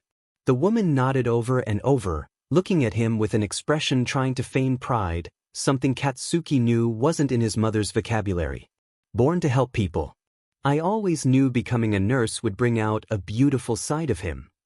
Don't say Katsuki snapped, starting to lose it. Inko turned to her son, giving him gentle pats on the shoulder. What do you think, Izuku? Don't you have a really wonderful best friend? Izuku opened his mouth, but didn't manage to say anything, closing it again in a quick gesture. His green eyes bounced between Inko and Mitsuki. So Katsuki saved him. I didn't do anything, he barked, yanking off his jacket because it was hot as hell. I didn't do shit. Don't be modest, Katsuki, Mitsuki started, giving his back a pat that Katsuki dodged instantly. The sound of the door slamming open was music to his ears. Dr. Tanaka walked in, holding a stack of papers. I've got everything here. It was a lot of paperwork. Getting lost in a forest entails a lot of procedure, boys, she announced with a tired voice. You're free to go. Be more careful next time. Katsuki stood up so fast the stretcher slammed into the wall. Thanks for taking your sweet time, he snapped, grabbing his jacket and heading for the door. Where's our stuff? We're leaving. That had easily been the most humiliating moment of Katsuki's entire FING life. He bolted out of there so fast he tripped 3 times on the way. He knew everyone was probably walking behind him, so he refused to look back to verify. That would only have intensified the feeling of humiliation. His nervous system was in full meltdown mode and he needed to run away. He needed to be 2 cities away from Izuku. Hell, 3 countries away, so he'd never have to think about that moment in the hospital room ever again, and definitely not about the DMN kiss. The situation could always get more uncomfortable, of course. Upon arriving at the parking lot, he had to wait for his mother, who was walking slowly right behind Aunt Inko and Izuku. So he couldn't escape sooner, and Aunt Inko stepped forward to give him a warm, tight hug. "Thank you for taking care of my boy, Katsuki." He hadn't taken care of him. In fact, they had gotten lost because of him. Was she talking about the calming Izuku down thing? He just grunted in response while wishing to disappear. It was even worse when he had to say goodbye to Izuku, because the nerd looked up for just a second. A strange electricity ran down his spine when he caught those green eyes. Then Izuku looked away. He seemed like he was about to step closer, but stopped halfway. He turned toward his mother's car door and let out weak and unsure words. "See you, Kaken." His stomach twisted. His ears were burning red, and he wanted to scream. The old hag approached, smiling like a demon menace as she waved goodbye to Aunt Inko and Deku. "So, you're dropping me off at my place, right?" Katsuki asked, his tone sharp as hell. "Are you out of your mind? You're staying with me tonight." At least give me the keys," Katsuki demanded, extending his hand, waiting for his mother to let him drive. At least that would distract him from the mess churning in his gut. And in his chest. His heart. Mitsuki let out a dry laugh, opening the driver's door before speaking. "You were lost in a DMN forest, dehydrated, and judging by that bruise on your back, you took a pretty hard hit. What if you've got a concussion or something? You're not driving, you little sheet. Get in and shut up." "I'm not dehydrated," Katsuki shot back, accepting defeat before climbing into the passenger seat. He tossed his backpack onto the back seats, adjusted his seatbelt, and crossed his arms. His mother drove fast, so they soon left Aunt Inko behind. Katsuki had avoided looking back through the rearview mirror, so he was grateful not to have the temptation. He reached out and turned on the radio. A song by The Strokes was playing, and he cranked the volume up in a vague attempt to drown out his own thoughts. They had been like that for 5 long minutes, with his mother silent and the speakers buzzing in his ears, when she suddenly lowered the volume. "No, don't say a DMNT. So you finally grew some ball, brat," Mitsuki blurted out. She had both eyes fixed on the road. Katsuki didn't understand what the hell she meant, but his whole body tensed anyway. He let out a heavy sigh before turning in a mechanical movement. "What the F are you talking about?" Mitsuki clicked her tongue while tapping the steering wheel impatiently. She laughed, a short sound, somewhere between amused and incredulous. "Please, Katsuki. You got your brains from me, so don't even try to pretend I'm stupid. You've been in love with Izuku for about 10 years, and you act like nobody's noticed." Katsuki was horrified. His ears rang, and he felt the blood, which should have been pumping from his heart to the rest of his body, freeze solid. He went pale, and instantly turned red like a DMN tomato. Inside his head, he was screaming, shrieking like an idiot.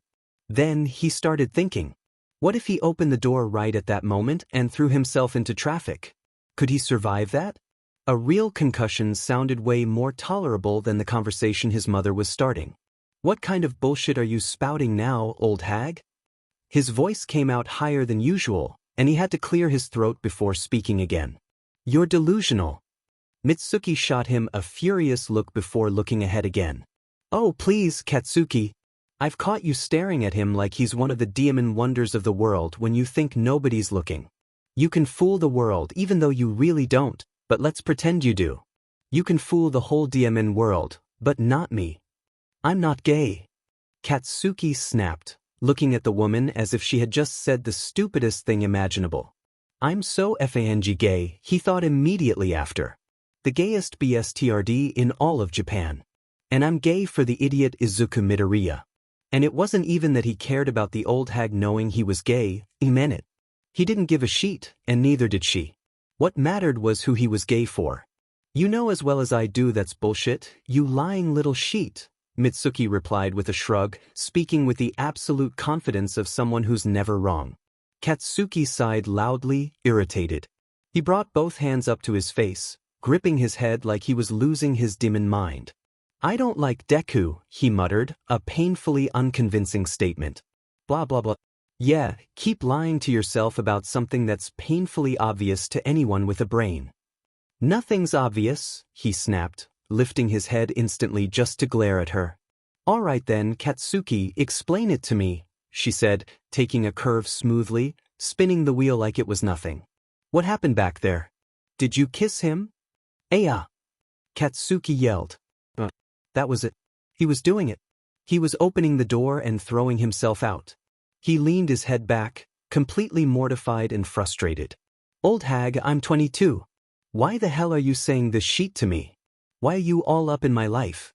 I'm an adult in case you forgot. Because you act like you're 16 when it comes to that boy, she replied, using that tone she pulled out when she didn't accept any arguments. It didn't work very well on Katsuki. This is so humiliating, Katsuki growled, covering his face with both hands. This wasn't like him. He usually had way more composure. He didn't act like some teenager having a breakdown. He should have sent Deku home and stayed lost in the DMN forest. So you did kiss him? Mitsuki suddenly shouted, like she hadn't even believed it herself. Katsuki jumped and whipped around so hard he smashed his elbow into the door. I did not kiss him. Oh yeah. The old hag drummed her fingers on the steering wheel, and Katsuki was 2 seconds away from grabbing her hand to make her stop. He would have, if it wouldn't get them killed. Then what's this crap about, you know how to calm him down? Did you give him a DMN yoga session in the middle of the forest? Katsuki had been very wrong. The hospital wasn't the most embarrassing moment of his life. Not even close. His face burned and he grimaced. What the F are you talking about? You're insane. I didn't do anything. The traffic light turned red, a color that felt way too similar to Katsuki's cheeks. His mom stopped the car and slowly turned in her seat. She narrowed her eyes, studying him so intensely it made him shiver. Then a slow, huge, malicious smile spread across her face. No. Whatever she'd just thought of was not good for his sanity. Holy shit, Katsuki, she whispered, sounding both entertained and incredulous. That mocking grin was never leaving her face. Don't tell me you had SEC in a DMN forest. Katsuki's throat closed up. He forgot how to breathe. Maybe the doctor hadn't listened to his lungs properly and he was having some kind of sudden pulmonary collapse. He stared at her in horror. He tried to speak, but choked on his own saliva and broke into a coughing fit. An old hag, he hissed furiously, trying to get the coughing under control. Then he pointed at the door. I swear to God, if you say one more word. I swear I'll get out right now and stand in front of a car. I swear on my life. Don't test me. He had never, ever heard his mother laugh like that. Katsuki wanted to cover his ears, because he couldn't stand that loud cackle. He wanted to shut his eyes, because she was on the verge of tears, clutching her stomach from laughing so hard. She had to pull herself together when the light changed. She hit the gas, still smiling, and took a moment before speaking again. Meanwhile, Katsuki was pretty sure he'd died in the forest and this was hell. So, she said decisively, you did kiss him. Katsuki slumped back in his seat. This can't be happening, he muttered, more to himself than to her. He tipped his head back and stared at the car ceiling, letting out another exhausted sigh. Seriously, why do you even care so much? Why can't you just leave me alone? Because maybe it's exactly what you needed to do, you idiot. His mom's voice suddenly got louder, almost a shout. Katsuki looked at her and noticed that even though that stupid smile was still there, she looked more serious. You needed to do something, she added, shaking her head over and over. Katsuki raised an eyebrow, not understanding a DMN thing she was saying. And then it hit him. He had kissed Izuku. And Izuku had responded to that kiss. The tingling rushed back to his mouth, the warm memory of Izuku's hands sliding along his neck. How good his tongue had felt against his. His whole body trembled. He felt the old hag's eyes on him. When she spoke again, her tone was calmer. Stop being such an idiot, she said, firm and certain. Don't you think it's about time you at least started being a little more obvious? Brat, you're anything but a coward. Don't start being one now.